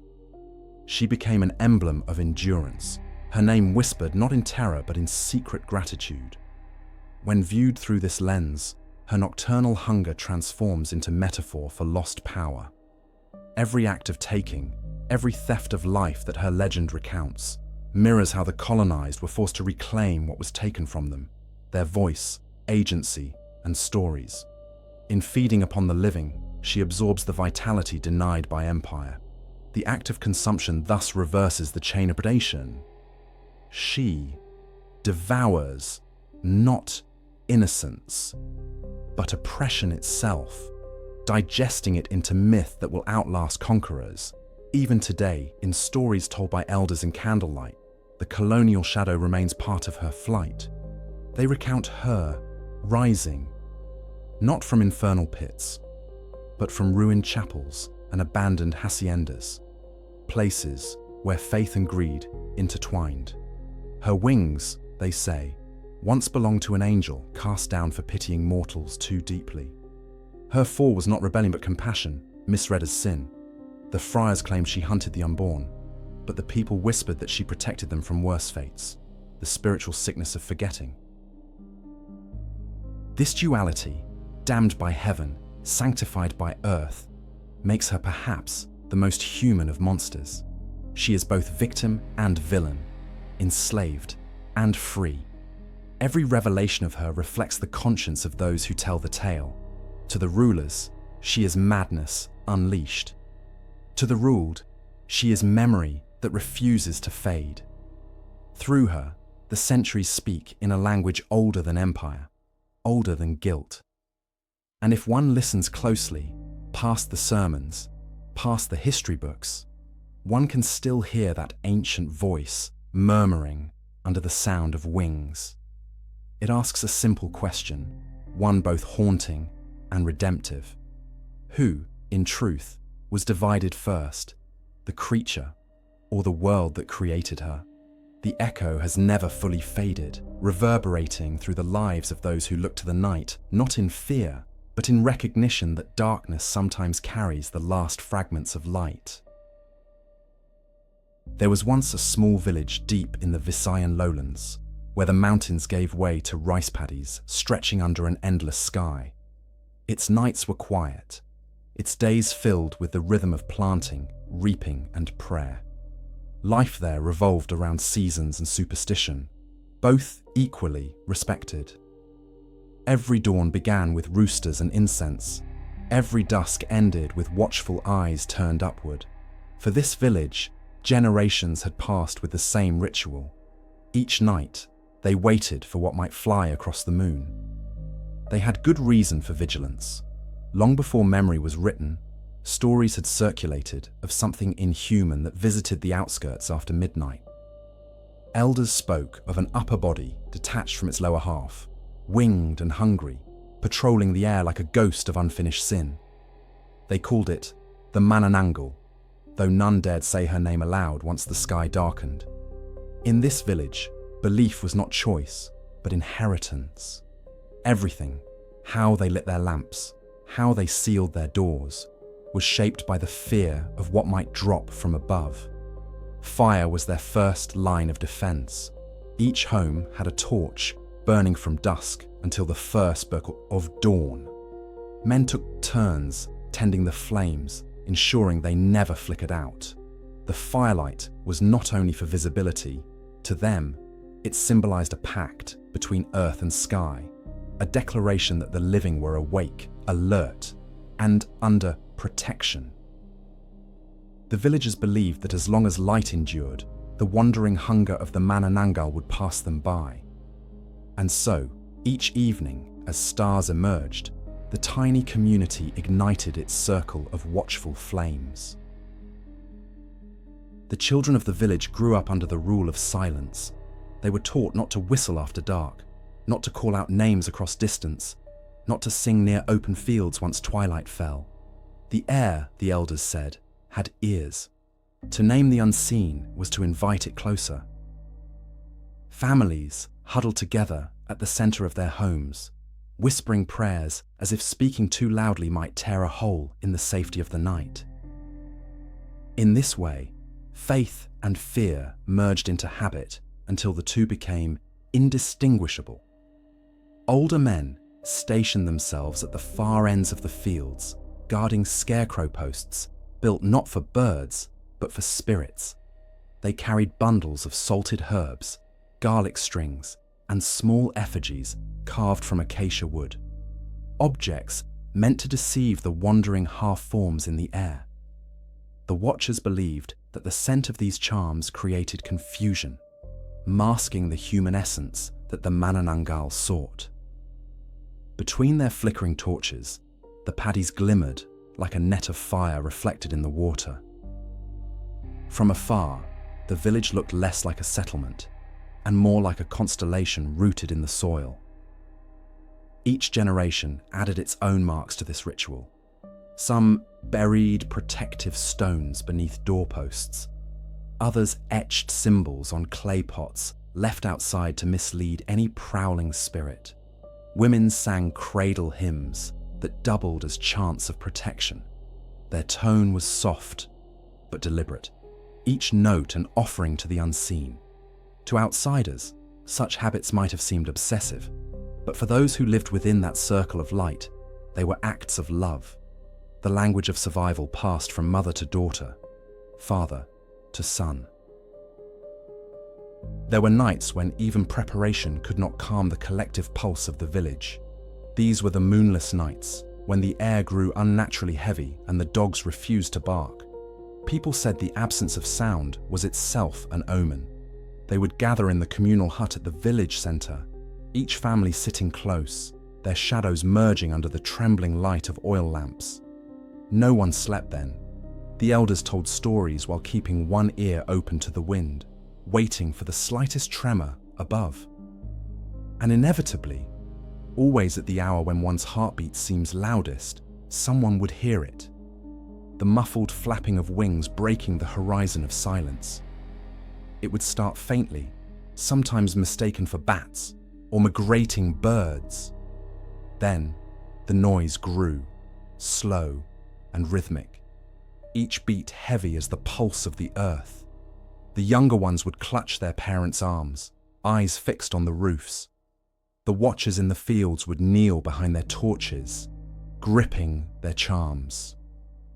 Above them, a shadow crossed, enormous and gliding, moving too gently to belong to any ordinary creature of the night.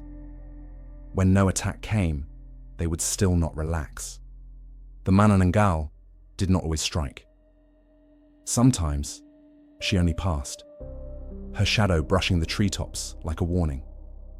At dawn, people would search the nearby groves for signs.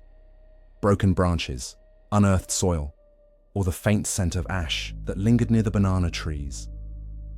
It was said that if one found the abandoned lower half of her body and covered it with salt and crushed garlic before sunrise, peace would return. But none in that village wished to test the tale. The act itself felt like blasphemy. Reverence and dread were two sides of the same ritual. Over the decades, the stories multiplied. Travelers who passed through carried new variations. Some claimed to have seen red eyes in the darkness. Others spoke of disembodied whispers drifting from the tree line.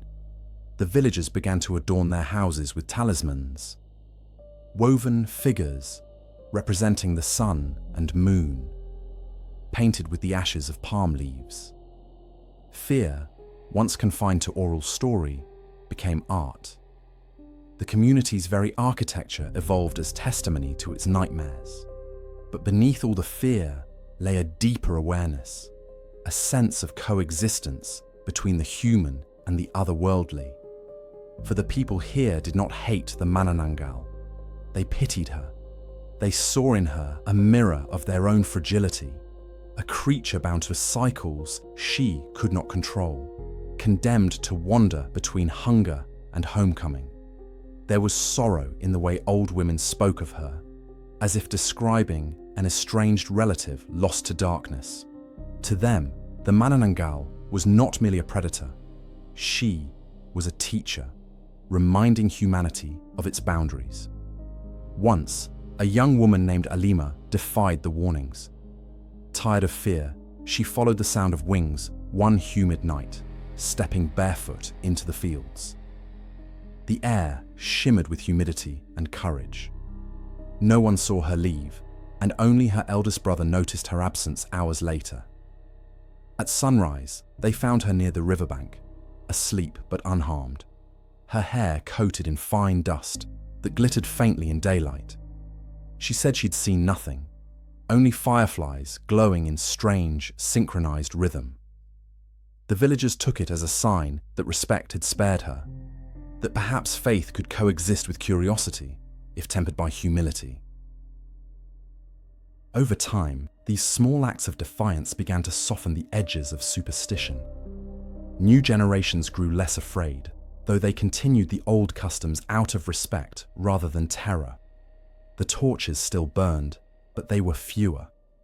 Stories of the Manananggal continued to circulate, though told now as lessons rather than warnings. To watch the sky each night became a ritual of remembrance, a tribute to ancestors who had lived with one foot in the realm of myth. Yet the memory of vigilance never entirely vanished. Even in modern decades, when buses replaced carabao carts and radios replaced folk songs, the villagers maintained a cautious glance toward the night. They still spoke of wings, though they now blamed them on birds or aircraft. But when storms cut the power and darkness reclaimed the fields, the old reflexes returned. The lighting of candles, the whisper of prayers, the silence that filled the in-between hours. Civilization might evolve, but the human heart never forgets how to fear the unseen. Anthropologists who visited in later years noted how this village embodied a living archive of belief.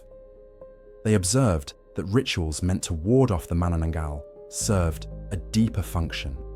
They preserved unity.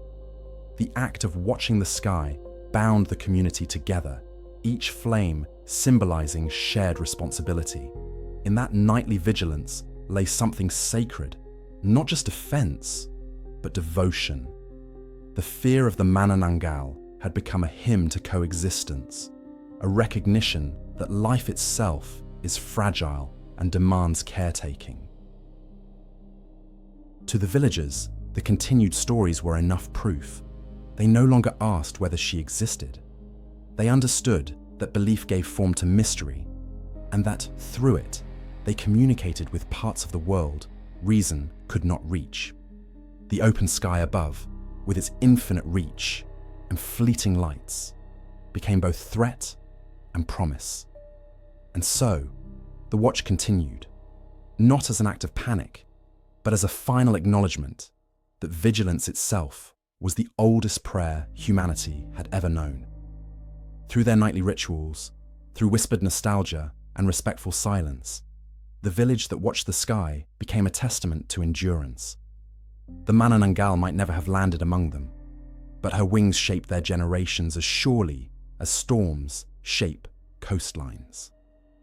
Their story endures not in terror, but in reverence, a reminder that what we guard against often protects us in return. For as long as eyes lift toward the heavens with both fear and faith, the darkness above will never have the last word. Every empire constructs its own mythology, both divine and monstrous. In the Philippines, the meeting of Spanish faith and indigenous fear created an alchemy that reshaped the landscape of belief itself. The Manananggal, once a creature of twilight and hunger, was transformed during this encounter into a symbol of both sin and survival. Beneath the shadow of church bells and colonial processions, she emerged as a paradox, the visible ghost of an invisible war between two worlds, the native and the foreign, the sacred and the condemned. To understand the endurance of her myth, one must first understand the tangled roots of Filipino spirituality. Before the arrival of Christianity, the islands were alive with animist devotion. Every hill and wave hid a guardian. Every illness carried a lesson, and every birth was celebrated as a rhythm within a vast cosmic balance. Fear was part of reverence, not opposition to it. When the Spaniards arrived, they saw, in this complexity, the mark of the devil. What they could not assimilate, they sought to destroy, or worse, to transform. The native people did not resist the new faith violently at first. They adopted its imagery, while quietly preserving their old rituals. Over time, saints replaced ancestral spirits, but the essence remained the same, an acknowledgement of unseen powers guiding mortal fate. The Manananggal survived this transition by shifting her face. Once viewed as a servant of primordial deities tied to cycles of fertility and death, she now became an outcast under the colonial moral order, a fallen remnant of pre-Christian power. Her story thus became the secret testimony of a people forced to veil their ancient truths under foreign dogma. Colonial preachers used her image to warn parishioners against temptation and disorder. The Manananggal's flight became a cautionary allegory about women's defiance, freedom, and uncontrolled desire. She was presented as punishment embodied, a warning to those who strayed from the church's purity. And yet, this very condemnation granted her a strange immortality. The people who feared her continued to whisper her name, not as an enemy of God, but as part of their unspoken pantheon of endurance. She was both forbidden and familiar, sin and sanctuary intertwined. Wherever regional governments and friars pressed hardest, folklore grew thicker. Entire communities in Panay and Samar hid their old traditions behind prayers recited in Latin. The crosses above their doors were both protection and rebellion. Tales of the Manananggal became one of the few threads unbroken, surviving through grandmothers' voices, murmured after Vespers when the priest had gone. In her, villagers found both caution and solace, a nocturnal saint who reminded them of where they came from and of what could not be colonized, imagination itself. The duality of fear and faith shaped centuries of local identity. Masses celebrated in stone churches overlapped with rituals performed in forests. The same person who crossed themselves before a saint's image would also mutter an offering of food to unseen spirits outside their home. Colonial administrators called this syncretism confusion, but to the native mind, it was harmony. To live between worlds was not contradiction, it was survival. The Manananggal stood at the heart of this delicate balance, representing the thin and dangerous crossing between darkness and divinity. The tension between empire and soul also marked gender. Patriarchal doctrine painted women as both sources of virtue and potential ruin. When independence of thought appeared, it was branded witchcraft. The Manananggal's curse thus mirrored social control.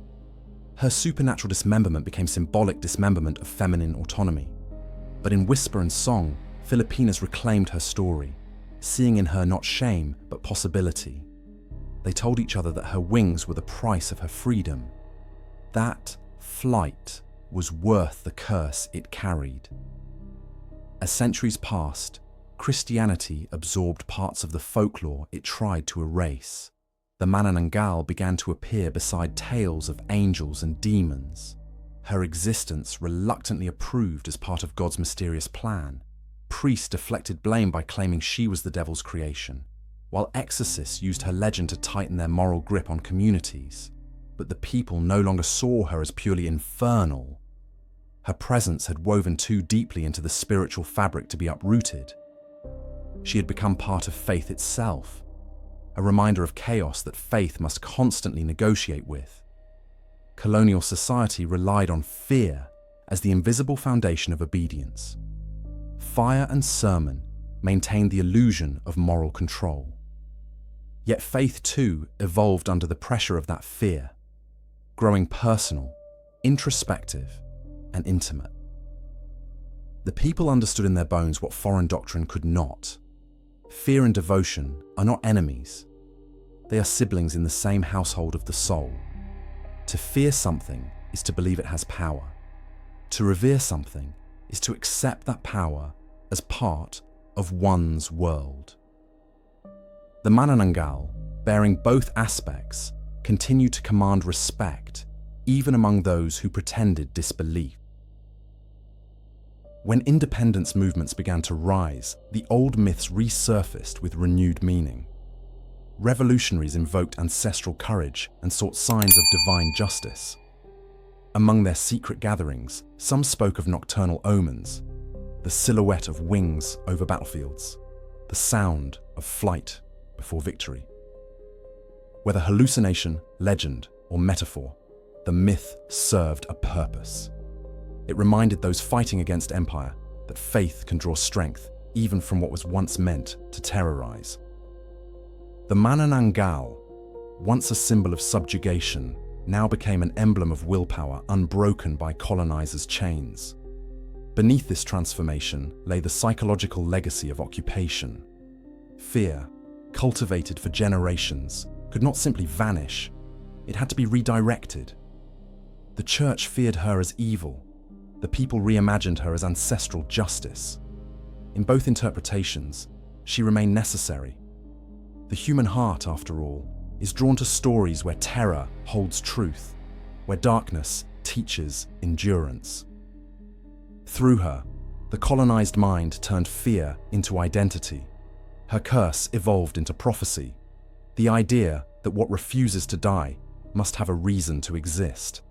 In remote churches, frescoes depicting monstrous forms sometimes included traces that resembled the Manananggal.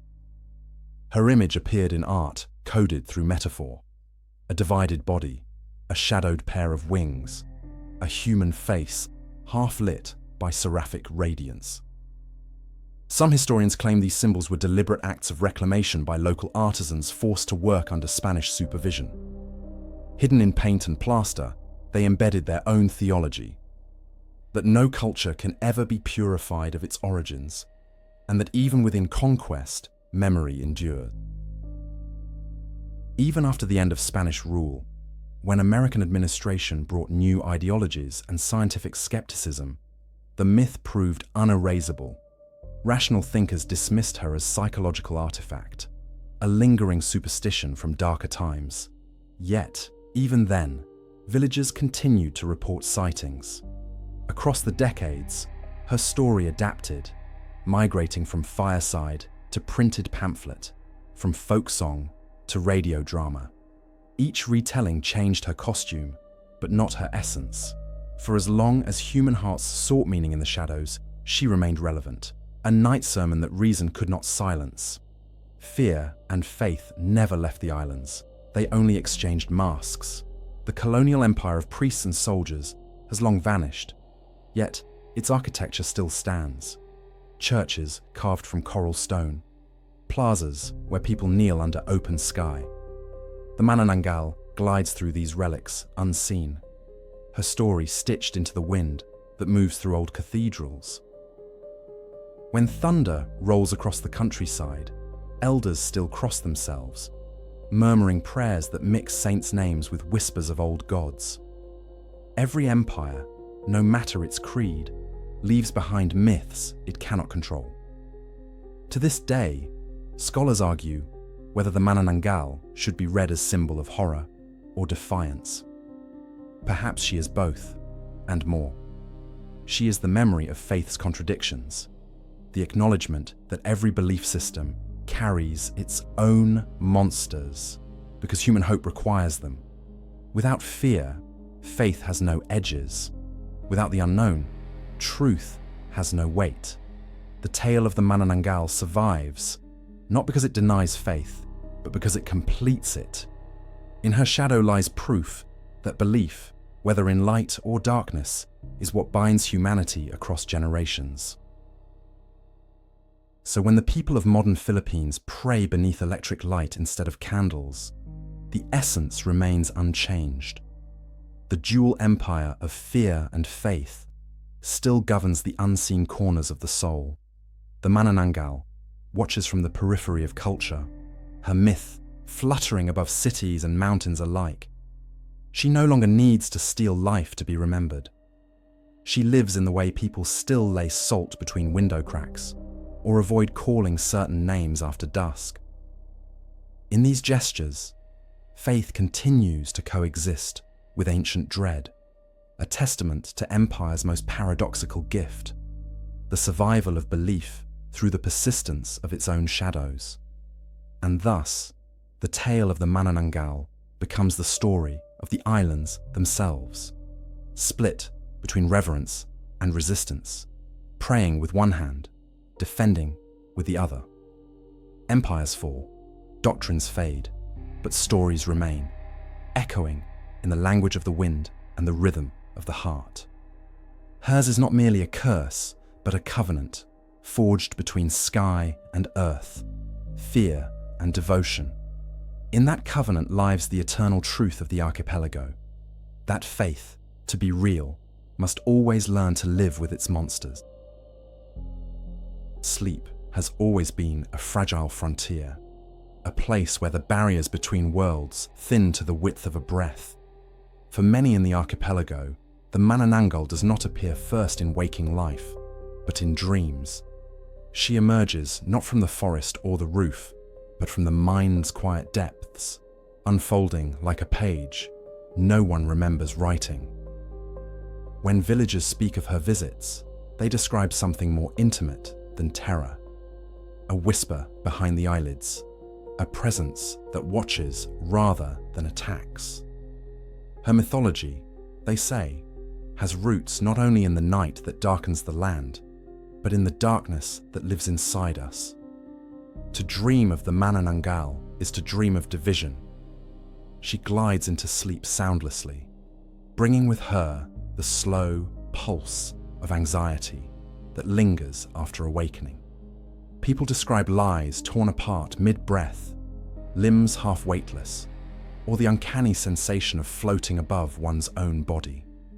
These nocturnal visions echo her curse, an existence in halves, never complete, always reaching for reunion that never comes. Psychologists might translate this into fear of loss or conflict between body and spirit, but dreamers who've lived near her stories know differently. They see the dreams as warnings, to acknowledge the invisible distances that grow within us every time we forget our origins. At their core, these dreams embody humanity's oldest dread: separation. To dream of being torn in two, of watching one's lower half stand still while the upper half struggles to exist, is to touch the essence of mortality itself. The Manananggal personifies this nightmare made flesh. Her myth projects our subconscious struggle between freedom and belonging, desire and discipline, faith and the longing to escape it. Just as she cannot live without returning to her other half, neither can we survive disconnection from our own inner world. To deny this truth is to risk spiritual amputation. In rural villages, where the line between folklore and belief still shimmers faintly, dreams of the Manananggal often coincide with real unrest. Illness strikes, storms brew without reason, cattle refuse to graze. The elders gather beneath starlight, asking who among them has dreamed of wings or blood, who has felt the dividing line across their chest while asleep. These dreams are not dismissed as superstition, but recorded as omens, proof that balance between the physical and unseen has been disturbed. In their logic, the dream precedes disaster, and recognizing the symbolism might prevent it. Dream interpreters, known locally as Manananggal, guard ancestral methods of unraveling such visions.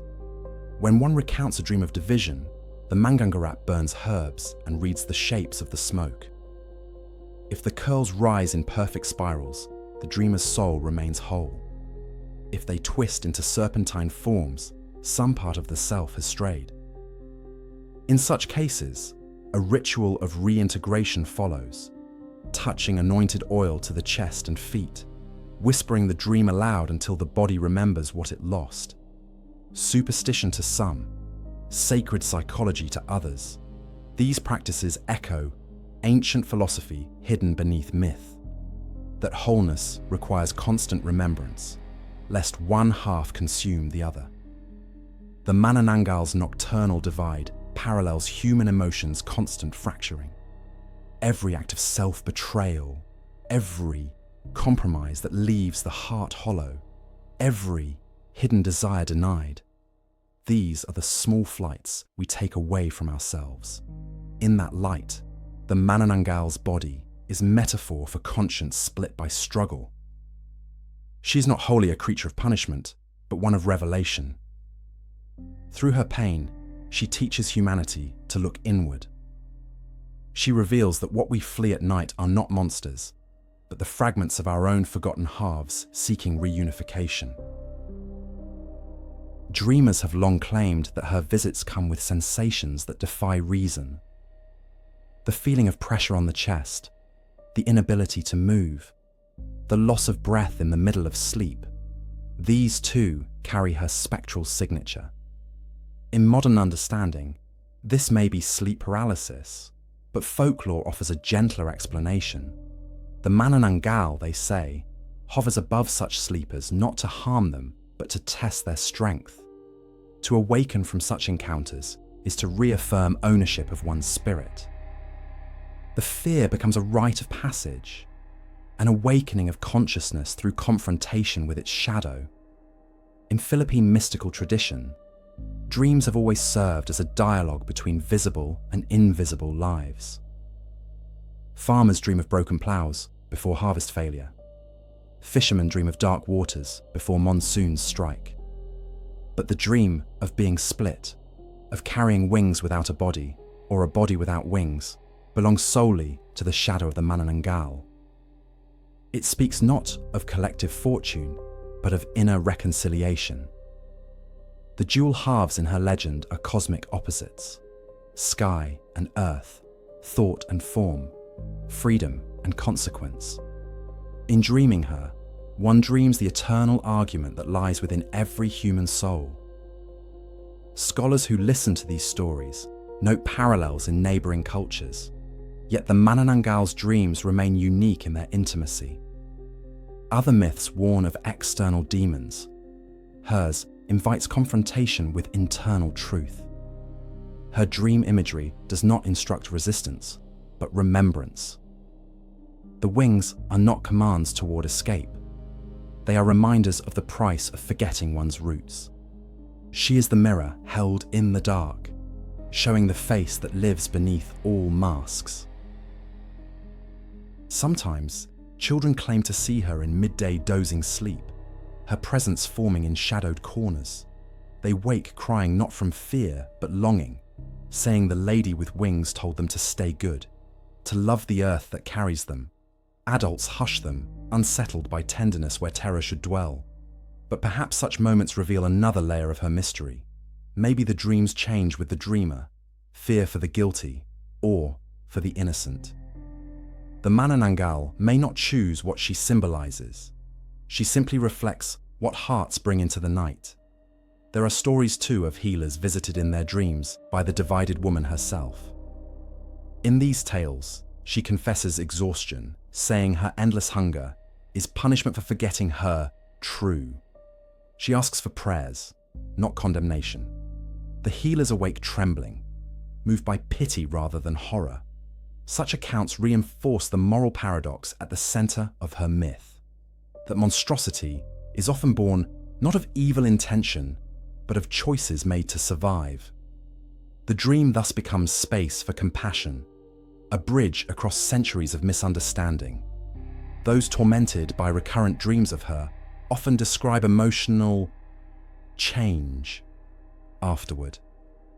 They report feeling both lighter and lonelier, as if they've been reminded of something half-remembered, but indispensable. Some claim to wake with renewed purpose, deciding to mend relationships, to seek forgiveness, to start anew. The Manananggal's nocturnal instruction seems to echo softly within them. Find your lost part before dawn. Whether figurative or actual, the message endures. Separation is unbearable, but it is also a call to integration. From a modern lens, dreams of separation might reveal trauma passed through generations, memories of displacement, colonization, and grief embedded in collective subconscious. The Manananggal becomes the vessel carrying those unarticulated agonies. She bears the weight of history's unhealed fracture. Each flap of her wings a reminder of how the psyche tries to reassemble what time and fear have divided.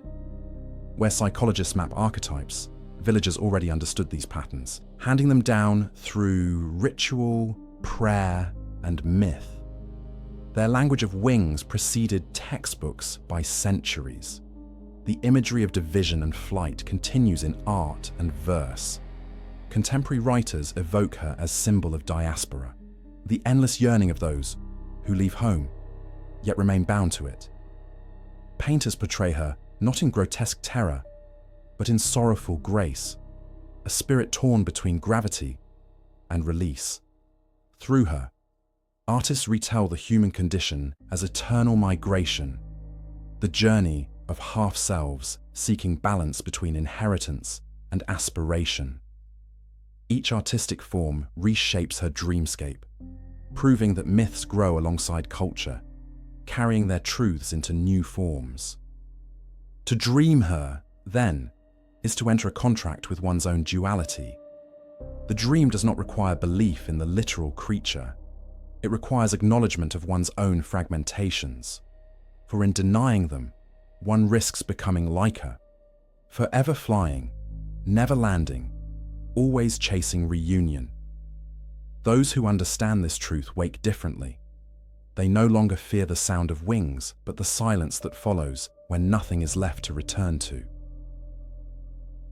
In the end, the dreams of separation are not curses, but invitations.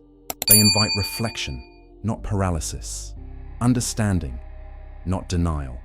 They remind the dreamers that wholeness cannot be imposed by faith or fear. It must be chosen at dawn, every day, again and again. The Manananggal's legend, through its haunting rhythm of division and reunion, warns that to live without self-knowledge is to live as half a being. In her restless flight, she carries a message timeless as memory. Beware not the darkness that hunts you, but the distance that grows inside you when you forget who you are. Thus, the dream of the split woman becomes a universal parable. It transcends geography and creed, echoing wherever hearts struggle to reconcile what they were with what they must become. The Manananggal no longer belongs to forests or rural skies. She belongs to every soul that has felt itself divided, every spirit yearning for reintegration. Between sleep and awakening, between terror and tenderness, she waits, not to devour, but to deliver a truth more ancient than fear itself. We are all, in some way, searching for the halves we left behind. Every myth gains its wings from those who dare to claim they have seen it. The Manananggal's legend has not survived on whispers alone, but on testimony, ordinary voices recounting extraordinary nights. Across villages, mountains, and coastlines, countless witnesses have insisted that the creature is real. They speak of wings that blot out the moon, shadows that burn cold instead of warm, faces glimpsed too near for comfort. Though the skeptics call such tales hysteria, the people call them memory.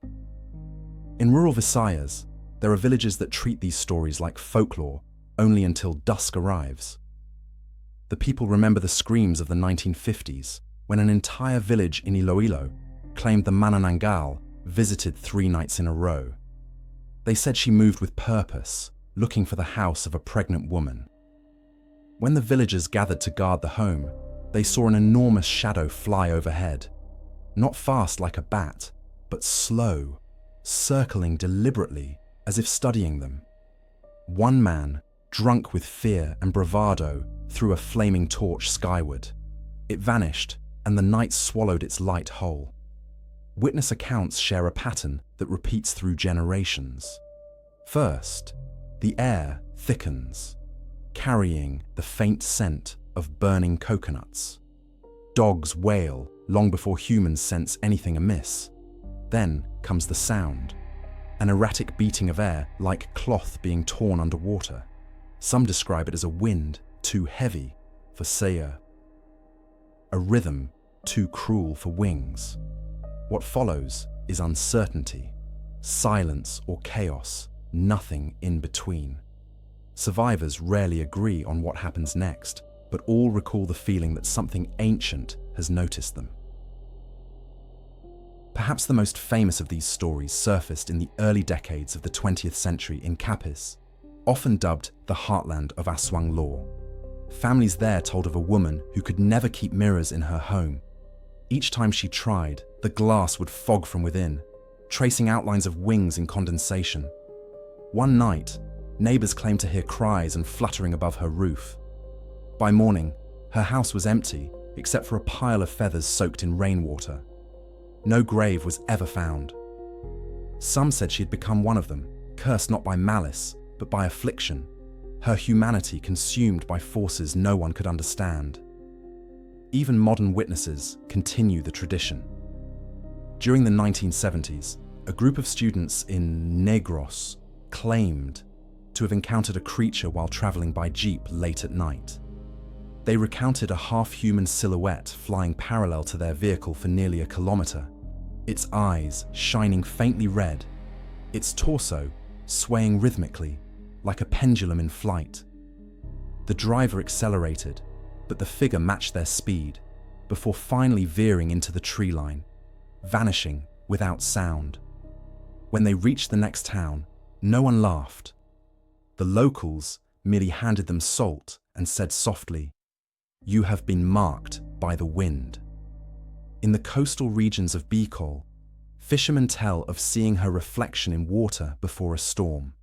They say that if the sea curls without wind and the horizon glows brighter than usual, she is near. One fisherman, now old and nearly blind, still remembers the night his boat capsized under an unseen weight. He survived by clinging to a bamboo pole through the storm, but swears that what saved him was not luck. "She let me live," he says, "because I spoke her name in prayer, not in curse." Such testimonies merge terror with reverence, transforming survival into worship. Anthropologists who have collected these accounts note how geographic isolation strengthens conviction. In places without electricity, the imagination walks alongside reality, and darkness becomes an accomplice to faith. The people who witness such events do not speak as fanatics, but as witnesses of tragedy. Their stories are consistent in tone, sincere, grief-laden, tinged with the humility of those who know the limits of human comprehension. Whether what they saw was real or imagined becomes irrelevant. What matters is the truth it leaves behind in their hearts. Historians point out that these testimonies often coincide with collective anxiety. The reports peak during epidemics, economic droughts, or natural calamities. In this way, the Manananggal becomes more than an individual predator. She becomes a barometer of fear, appearing when society struggles under invisible weight. Yet, there is always the counterpoint. The witness who insists that what they saw was no metaphor, no psychological projection. They speak with trembling certainty, offering every sensory detail like currency against disbelief. Their conviction becomes the pulse that keeps the myth alive. Some witnesses even claim evidence: photographs blurred by motion, videos showing faint silhouettes against clouds, marks on rooftops that appear like claws. Scientists dismiss them as coincidences, but folklore collectors preserve them as modern relics, proof that old mysteries evolve alongside modernity. Each generation, armed with new technology, seeks confirmation of the impossible, not realizing that the power of myth lies precisely in its resistance to measurement. To photograph fear is to misunderstand its. Fear lives only when it is unseen. Among the most chilling of recurring testimonies are those describing voices in the night. In Cebu, villagers say the Manananggal calls softly for her victims, mimicking the tone of someone familiar. A husband hears his wife's voice calling from outside. A mother wakes to the cry of her unborn child, only to realize it came from above. These stories convey a deeper warning, that evil does not always arrive in monstrous form. It arrives disguised in comfort, wearing the sound of trust. The witnesses who recount these encounters tremble not at the loss of safety, but at the betrayal of the senses themselves. As the decades progressed, the witnesses evolved from peasants to professionals, teachers, nurses, and soldiers, all reporting experiences that defy rational explanation.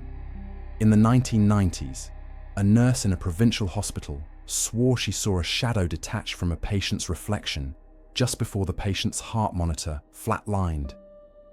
The shadow lingered by the window before slipping out through the glass, leaving a faint mark shaped like a hand.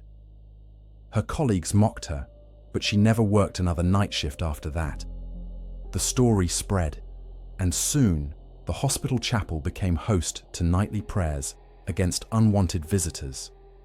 In modern cities, where superstition has been replaced by skepticism, witnesses still emerge.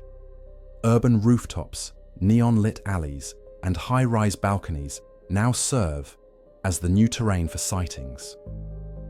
A taxi driver in Manila once recounted picking up a woman whose voice was calm and melodic. Midway through the ride, he realized her reflection was missing from the rearview mirror. When he stopped in panic, the seat behind him was empty, though the fare remained on the upholstery, a single folded note smelling faintly of ash. Such stories continue to flicker through city life like afterimages of forgotten fears. It is easy to call these testimonies hallucinations, products of sleepless labor and haunted imaginations. Yet even the skeptics cannot fully dismiss the emotional detail woven through the narratives. There is sincerity in the tremor of a witness's voice, in the precision of memory that trauma engraves. Whether through genuine encounter or the subconscious manifestation of collective terror, the effect remains the same. Awe humbles the rational mind. The witnesses, in their trembling belief, become conduits through which folklore reasserts its dominion over modernity. Every society needs its witnesses. They are the historians of the unseen. The villagers, who swear by what they saw, become guardians of the border between legend and truth. Their stories remind others that reality is not a fixed map, but a living archive shaped by perception. When they recall seeing wings over paddy fields or hearing whispers above the roof beams, they are not lying. They are preserving continuity. The Manananggal lives because they keep describing her shape, her flight, her hunger. In their words, eternity finds blood. Even after generations pass, testimonies remain the lifeblood of the myth. Recordings, newspapers, and interviews become modern spells, recited each time someone listens with belief. The witness, like the storyteller, serves the same ancient role: to remind humanity that the world still holds mysteries too enormous to name. Through them, the old faith persists, reshaped to fit electric light and satellite skies. No longer confined to bamboo huts or moonlit rivers, the Manananggal now inhabits the airwaves, the internet, the whispered retelling of what someone swears they saw last night. Ultimately, the value of these testimonies lies not in proof, but in participation. Each story shared, whether rumor or confession, becomes another thread in the vast fabric of Filipino identity. When fear travels through voice, it validates the invisible forces shaping human life. The Manananggal, through her witnesses, reminds the living that fear itself is sacred. An inheritance meant not to paralyze, but to humble. She endures because people continue to seek her in every uncertain sound, every moving shadow, every silence that feels too heavy to be just air. As long as there are those who look skyward and swear they saw her, the Manananggal remains unburied. Her wings beat not only over the farmlands, but within the conscience of a nation that refuses to surrender its wonder. The witnesses speak, and in their trembling voices echoes a deeper truth, that belief, once uttered aloud, becomes its own kind of evidence. Whether she exists in flesh or in fear no longer matters. The act of remembering her makes her real, again and again, every time a frightened stranger lifts their eyes toward the night and swears they saw something move against the stars. In the modern era, the Manananggal has taken on new disguises. No longer confined to the silent jungles or the dim edges of rice paddies, she now lives in the glow of screens, in the restless hum of cities. Electricity did not destroy belief. It only changed its scenery. As Manila's skyline rose higher than the old church steeples, the creature found new territory to haunt, the collective imagination of an age pretending not to dream. Her wings no longer flap above Nipa roofs, but across antennas, billboards, and stories shared at midnight through the internet's endless corridors. The 20th and 21st centuries did not erase the myth, they amplified it. When cameras came, so did blurry videos. When radio arrived, came late-night dramatizations of unseen monsters. The Manananggal adapted easily to every format, slipping effortlessly between fact and fiction. In rural broadcasts, her cries punctuated static as though signaling her presence through frequencies. Later, television reimagined her in costumes of latex and smoke, sometimes terrifying, sometimes romantic, always magnetic.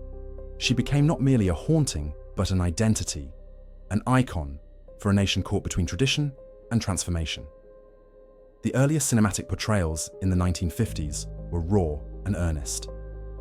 Low-budget horror films turned villages into theatres of moral reckoning. The Manananggal's curse dramatized guilt, temptation, and forbidden love. Her severed silhouette symbolized the fracture of faith during rapid modernization. The audience saw not merely a monster, but a reflection of their own emotional distance from heritage. Even in black and white frames, her image shimmered with a peculiar beauty, a seductive familiarity wrapped in fear. With technology's progress came new interpretations. Fiction merged with superstition, and journalists began investigating sightings using forensic language. Newspapers printed headlines of strange flying women over the jungles of Mindoro. Some pieces mocked, others questioned, but all sold copies. Readers claimed fascination, pretending disbelief while secretly hoping the stories were true. The Manananggal became both product and producer of attention, feeding on curiosity like she once did on blood. If fear was her sustenance, fame became her modern feast. Urban legends multiplied in slums and campuses alike. Students dared each other to venture into abandoned buildings, recording faint wing beats or unnatural laughter. Some claimed their phones failed mysteriously, batteries draining as unseen shadows passed by.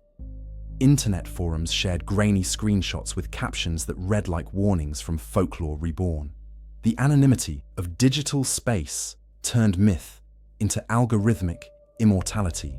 The creature who once prowled forests now preyed on Wi-Fi signals, sustained by belief, transmitted through pixels instead of prayers. In Manila's outskirts, rideshare drivers tell eerie tales to passengers about nocturnal figures that leap between rooftops. One driver recounted stopping for what he thought was a woman, only to realize she had no reflection in the windshield. When he turned to look directly, she was gone, leaving behind a faint smell of camphor oil. When he told the story online the next day, hundreds responded with similar experiences. The myth had found its migratory route inside circuits and hashtags. Like electricity itself, it traveled invisibly, yet touched everyone in its path. The transformation of folklore into media content has brought both preservation and distortion. Television reintroduced her regularly in anthology horrors, with each version adjusting her for modern tastes. Sometimes tragic, sometimes villainous, occasionally even heroic. Scriptwriters gave her human motives: heartbreak, abandonment, revenge. Critics dismissed such romanticization as dilution of folklore, but viewers defended it passionately. To them, the Manananggal represented agency within patriarchal storylines, a woman defined not by who she devoured, but by what she escaped. Her duality, the curse of separation, became an allegory for women balancing independence and expectation in modern Philippines. Digital art has further reshaped her mythos. Online illustrators reinterpret her as a surreal warrior or cosmic wanderer, wings of ink bleeding into galaxies. Exhibits in contemporary galleries present installations where mirrors split the viewer's reflection, inviting them to feel the horror of division. In those rooms, the Manananggal no longer terrifies, but provokes empathy. The visitor becomes complicit, realizing that modernity itself is an act of self-severing, the sacrifice of roots for progress, tradition for convenience.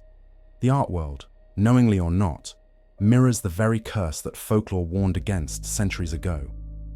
Despite modernization, reports of sightings persist in provincial towns. Some claim to see shadows passing over newly built churches or silhouetted figures crossing streetlights. Others speak of nighttime disturbances, footsteps on rooftops, whispered voices through air vents. Animals too fearful to approach certain fields. Locals alternate between explanation and silence. While academics attribute these events to collective psychosis or coincidence, rural communities still know the unspoken rule. Explanations change, but presences remain. A creature that survives only through perception will never truly die.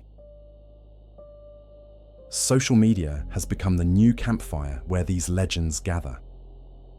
Thousands share first-hand encounters, accompanied by shaky footage and panicked narration. Comments flow endlessly, some mocking, others praying, some confessing similar fears. The Manananggal's mythology now stretches across languages and continents, with overseas Filipino workers recounting dreams of her wings brushing airplane windows. In this way, belief migrates alongside its people, echoing the diaspora's longing and dislocation. Even in distant cities, her presence follows, reminding them that identity cannot be detached from origin. The creature's modern resurgence raises philosophical questions about fear's adaptability. Why does each generation resurrect her differently, yet never let her vanish? Perhaps because she represents the eternal paradox of progress. As human vision extends outward through technology, shadows lengthen behind it. The Manananggal is no longer confined to folklore. She resides in every anxiety about our growing dependence on illusion. The more we illuminate the world with screens, the darker her wings become. Her legend expands proportionally to our craving for wonder and dread. Filmmakers of the 21st century have embraced this duality openly. Documentaries blend fact with fiction, interviews with reenactments. Young directors portray her as metaphor for surveillance, voyeurism, or the erosion of privacy. Her gaze replaces her proboscis. The act of feeding becomes observation itself. She watches as we watch her, consuming our fascination. Each new adaptation rewrites her hunger into whatever our era fears most: exploitation, exposure, erasure. She persists because fear evolves, and so must its avatars. Cultural anthropologists now study the Manananggal, not as folklore, but as living narrative ecology. Her myth thrives because societies need stories elastic enough to stretch across centuries without breaking. The creature reflects the consciousness of an archipelago, still negotiating the coexistence of mysticism and modern thought. Where Western horror isolates the monster, Filipino storytelling absorbs it into community. To fear her is not to exile her, but to acknowledge her place within balance. The Manananggal remains paradoxically guardian of equilibrium by being its perpetual violator. Contemporary faith practices subtly acknowledge her presence. Churches in remote parishes still bless salt and oil for nighttime protection, though framed as tradition rather than superstition. Radio hosts play recordings of prayers after broadcasting stories of nocturnal disturbances. Pop culture has not erased these rituals, but transformed them into performance. Through irony or devotion, repetition keeps the myth fertile. Even disbelief, voiced loudly enough, becomes a kind of worship. You can trace her silhouette through generations of art, literature, and conversation, a constant pulse in the nation's imagination. From black and white film reels to digital retellings on streaming services, she remains timeless because she adapts faster than reason. Where logic closes one door, curiosity opens another. The Manananggal exists where imagination refuses silence. She glides between prayer and parody, between rural fields and fluorescent screens, between skepticism and belief. Perhaps most revealing is how modern audiences find comfort in her persistence. Beneath the screams and suspense, she symbolizes continuity. In every retelling, the message endures. Even in a mechanized world, unseen powers still shape our nights. Her myth offers belonging in uncertainty, connection in isolation. Those who share her stories online participate in an ancient ritual disguised as entertainment. In that ritual, as in all folklore, faith and imagination negotiate their eternal truce. When night falls over cities, shadows climb glass towers the way they once crept over banana trees. Somewhere, an apartment curtain flutters, though no wind blows. Someone scrolling through stories pauses at a video labeled "real sighting," half smiling, half shivering. In that moment, the boundary between fiction and life blurs once more. The Manananggal does not need to fly anymore, she only needs to be remembered. For as long as light from a screen flickers between fear and fascination, her wings will stretch across the centuries, unbroken and unstoppable. Every country nurtures its darkness quietly, shaping fears into myths that define its collective soul. In the Philippines, the Manananggal serves as both mirror and map, charting the terrain of the nation's subconscious. Her story is not merely a horror tale, but a record, a living archive of grief, oppression, resistance, and identity. Each retelling stitches new scars into her wings, making her a vessel of inherited trauma disguised as folklore. To dissect her myth is to reveal more than a supernatural anatomy. It is to uncover the hidden organs of a culture that learned to live with fright as a familiar companion. The anatomy of a nation's nightmare begins with history itself. Centuries of invasion, faith, and survival carved wounds, too deep to heal cleanly. The Manananggal is born in those wounds, representing both predator and protector, both curse and memory. She emerges where fear exists without remedy, where mothers die in childbirth, where hunger whispers louder than prayer. Each flap of her wings resounds with the pulse of a people who have learned that pain, once normalized, becomes invisible. In her flight pattern lies the psychological map of a colonized soul longing for the image of dismemberment, so central to her tale, naturally reflects fragmentation within national identity. Her body torn in two recalls the islands themselves, countless scattered pieces, longing for reunion. The Philippines, an archipelago bound by separation, recognizes its reflection in her lonely silhouette. The Manananggal's search for her other half each dawn becomes a metaphor for unity forever deferred. The tragedy of her existence is not monstrous at all. It is patriotic. It embodies the endless labor of reconnection under the weight of history. Modern scholars and storytellers alike recognize this symbolism instinctively. To speak of her hunger is to speak of social hunger, the slow, systematic appetite of poverty consuming the living. The Manananggal preys on innocence, not because she enjoys cruelty, but because she mirrors the nation's cycles of deprivation. Fear of her presence reveals deeper fear of exploitation, of unseen powers feeding on the weak. Her legend becomes a mythic shorthand for imbalance, a visceral metaphor for those who take and those who are taken from. This link between folklore and emotional politics explains why her myth survives even as modernization tries to rationalize it away. In the glow of cities and digital screens, she remains relevant because injustice itself remains unhealed. Each scandal, each betrayal of trust, each calamity that strikes without warning, these moments give her new wings. When the air grows heavy with corruption or despair, people whisper her name again. She becomes the shape of the nation's unease, the familiar ghost who refuses to fade because the cause of her birth still lingers.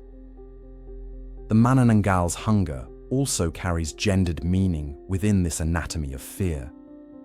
She is the dreaded female unbound, the woman who refuses to conform to submission. Her separation from her lower half signifies escape from domesticity, flight from expectation. Patriarchal cultures vilified her autonomy, transforming independence into monstrosity. Yet, beneath those condemnations lies admiration. Her defiance resonates with those who understand what it means to taste freedom, even cursed. In her divided form, she carries both condemnation and triumph, both exile and evolution. Her predation on unborn life, often emphasized in lore, can be read as rebellion against the cycle of suffering. In consuming future generations, she momentarily halts the continuity of pain. The act, though horrific, reveals the desperate logic of a world where nurture and destruction intertwine. The Manananggal's existence questions the sanctity of motherhood, not to reject it, but to expose its danger, the burden placed upon women to carry nations upon their bodies. Through her, horror becomes social commentary, and every scream becomes a manifesto whispered on the wind. To dissect her fully is to consider the medium of fear itself, the atmosphere upon which myths feed. Fear among Filipinos has never been passive. It sustains community, discipline, and faith. In a land rich with disaster and miracle alike, fear functions as moral compass. The Manananggal's legend codifies this understanding, teaching caution in matters both physical and spiritual. She is the living embodiment of collective restraint, the nocturnal boundary that warns of risks in transgression. Even as she terrifies, she preserves balance. Through her, fear is recontextualized as essential wisdom. Yet there is tenderness beneath her terror. The people who tell her story rarely do so with cold detachment. They speak of her almost lovingly, as though describing a wayward daughter or a misunderstood ancestor. In their mouths, her monstrosity softens. Her hunger becomes sorrow. This empathy transforms the act of storytelling into ritual forgiveness, a way to reconcile with one's demons, both personal and national. In forgiving her, storytellers learn to forgive themselves for surviving under conditions that deform humanity. Her wings, examined metaphorically, stretch across time. Each generation reshapes their nightmares according to its own anxieties. Wars, revolutions, pandemics, all have conjured versions of her, the unseen predator hovering in the periphery of faith. Each retelling performs emotional exorcism, reminding society that survival demands remembrance. Forgetting terror invites repetition. Naming it keeps it contained. Thus, the Manananggal story serves not as warning alone, but as cultural therapy. By narrating fear, the people master it. Underneath modern reinterpretations lies a constant truth. Nightmares reveal the soul's anatomy more accurately than dreams. The monstrous, after all, only manifests what already festers beneath the surface. the Manananggal draws attention to everything the nation represses: political betrayal, economic inequality, ancestral guilt. She brings to light that which silence would otherwise protect. In this sense, she performs a sacred role, one that theologians might call purgative. She cleanses through confrontation, teaching that denial is the truest form of damnation. Consider the recurring motif of flight within her narratives. To fly is to transgress limitation. It is an act of protest against gravity and, in her case, against history. But it is also lonely. The higher she goes, the further she drifts from belonging. That loneliness mirrors the Filipino struggle for independence of spirit amidst constant external influence. The sky through which she moves becomes a metaphor for ambition and exile at once, freedom that isolates even as it liberates. Her return at dawn symbolizes reconciliation, the necessity of grounding despite the dream of ascension.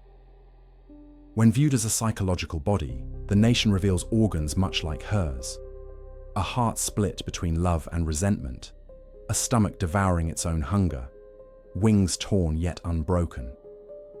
To dissect this metaphor is to acknowledge the complexity of identity shaped by both trauma and resilience.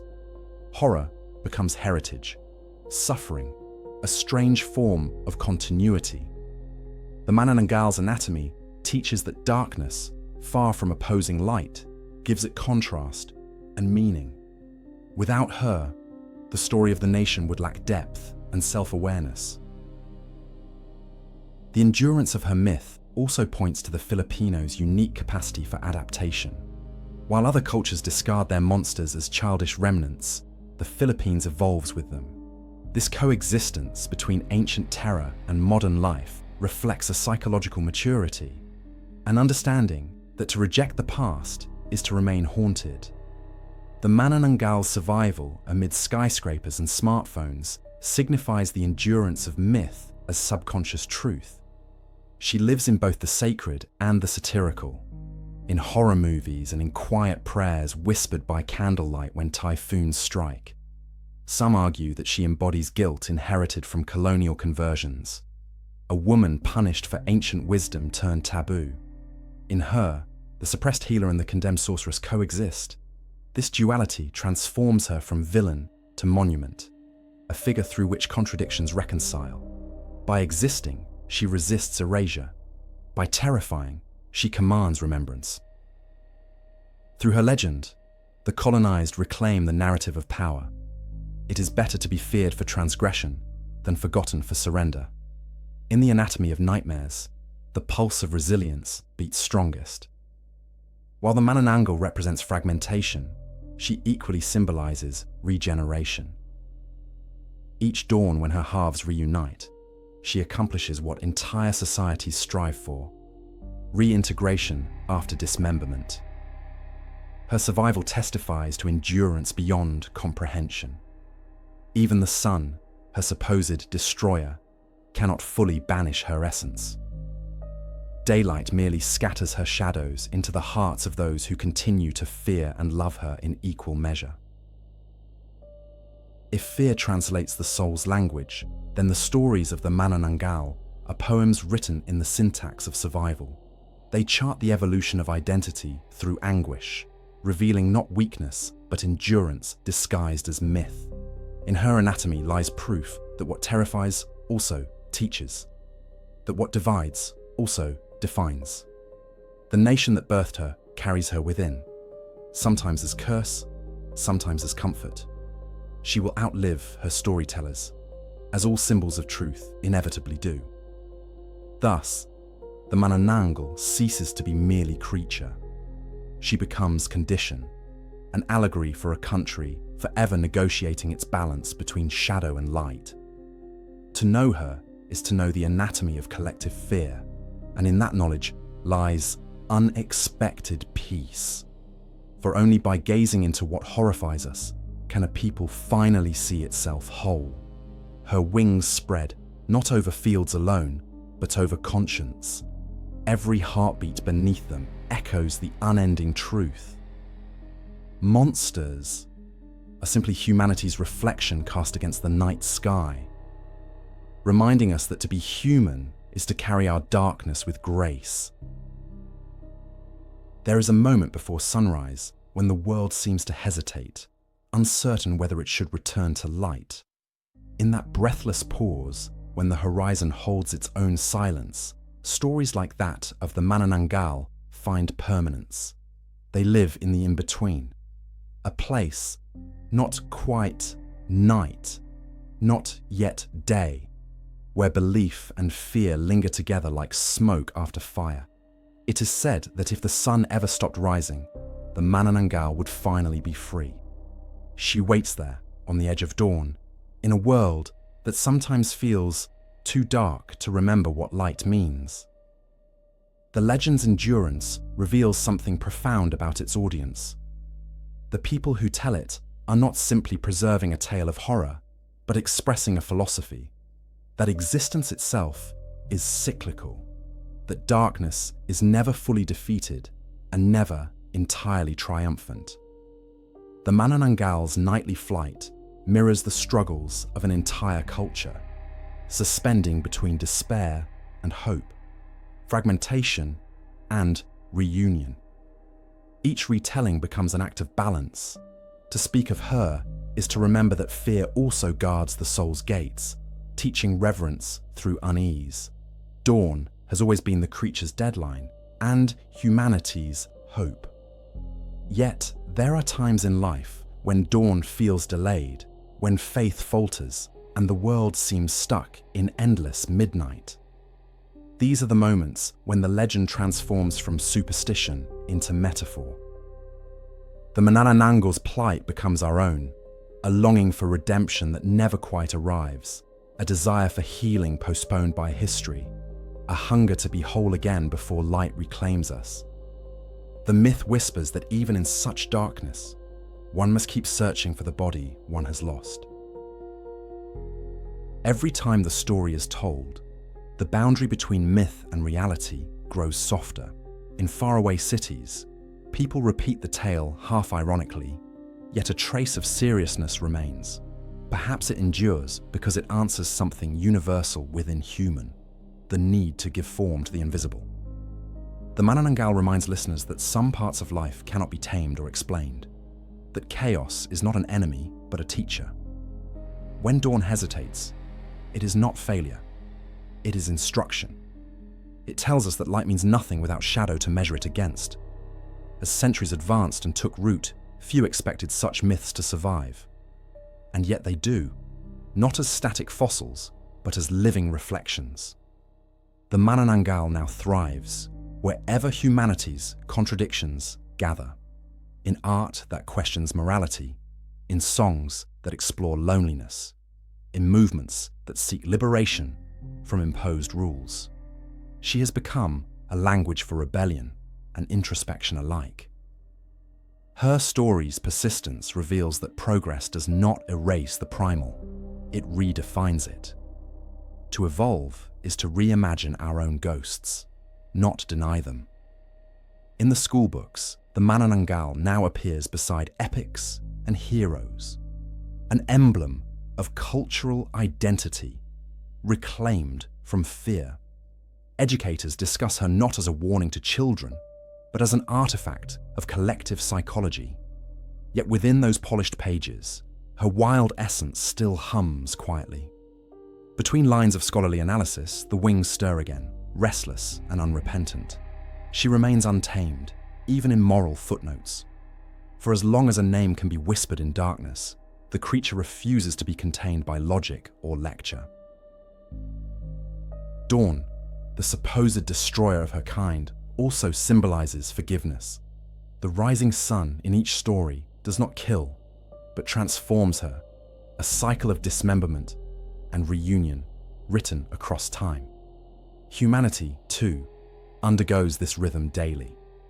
Each morning, we reinvent ourselves, reconciling with the shadows we disowned overnight. If the Manananggal disintegrates into mist at first light, it is not defeat, but renewal. Fear dissolves, only to be reborn by the next sunset. Everything sacred hides in repetition. There are storytellers who insist that one night the creature will overcome her curse. When the world no longer divides itself into day and night, they say, she will no longer crave unity, because everything will belong to one continuum. Until then, she continues her ritual, a cosmic allegory for longing that transcends centuries.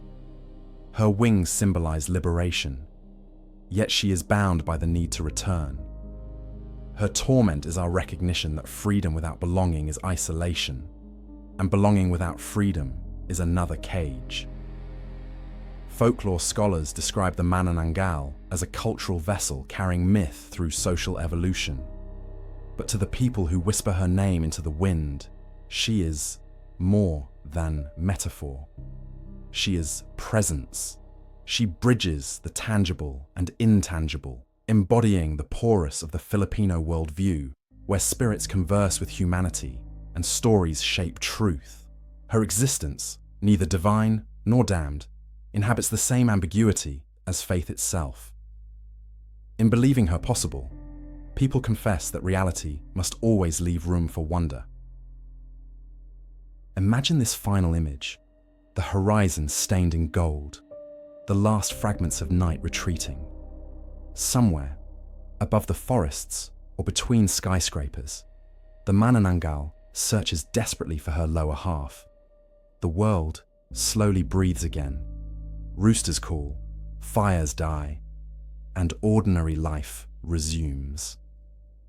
Yet in that brief hour before the sun fully lifts, her silhouette lingers, a reminder that every day we reenact the same struggle. We rise incomplete, bound by the same fragile hope that keeps her alive.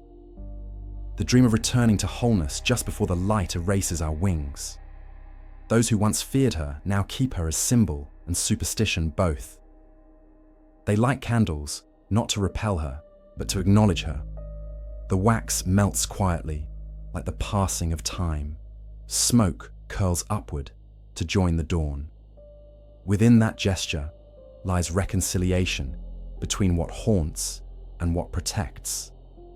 The Manananggal ceases to be a figure of terror and becomes something closer to prayer, a reflection of the soul learning to coexist with what it cannot destroy. In modern mythology, she belongs not only to superstition, but to survival. Artists paint her as guardian of the forgotten. Poets write her as the voice of the silenced. Her story threads through activism, spirituality, and imagination, uniting those who resist invisibility. The dawn that once threatened her now serves as her witness. Every retelling ensures she continues to exist, not as warning, but as testament to resilience, the power of culture to illuminate even its darkest shapes. As the modern world races toward artificial dawns of electric light, the question remains: what happens when humanity no longer fears the night? If dawn arrives too easily, perhaps we lose something vital. The Manananggal, in her ceaseless yearning, reminds us that life needs contrast. The trembling before relief, the dark before the revelation. Her myth preserves the tension that civilization often forgets. Without it, light would become mere glare, devoid of meaning or soul. And so, the Manananggal endures as a paradox essential to the human condition. She is our reminder that darkness is not failure, but process.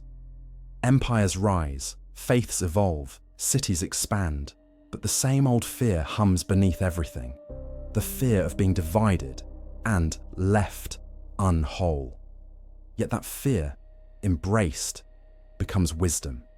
To chase light without acknowledging shadow is to deny creation's completeness.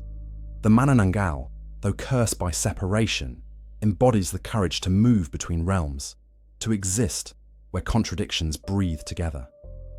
Now, as this story folds into silence, the dawn finally arrives. But listen carefully. Even daylight cannot silence every echo. Somewhere behind the clouds, wings still stretch, awaiting the next descent into mystery. She remains, not as monster, but as muse, an immortal rhythm pulsing through stories yet to be told. The Manananggal is both origin and conclusion, flight and fall, fear and faith intertwined. And as long as you look toward the horizon, just before sunrise, you may still catch a flicker of her passing, a shadow that reminds you that light owes everything to the darkness it must first overcome. Before the light fully takes the sky, take this final remembrance with you. Myths do not die. They adapt. They follow wherever humanity seeks meaning. Each dawn, we believe ourselves free of them, yet each night they return, whispering lessons unchanged by centuries. The Manananggal's tale endures because it belongs to us all. It ends only when we forget to listen. And so long as hearts beat and eyes fear the dark, dawn will hesitate once more, waiting for humanity to remember that in the beginning, and perhaps in the end, we were never divided. We simply forgot how to see ourselves whole.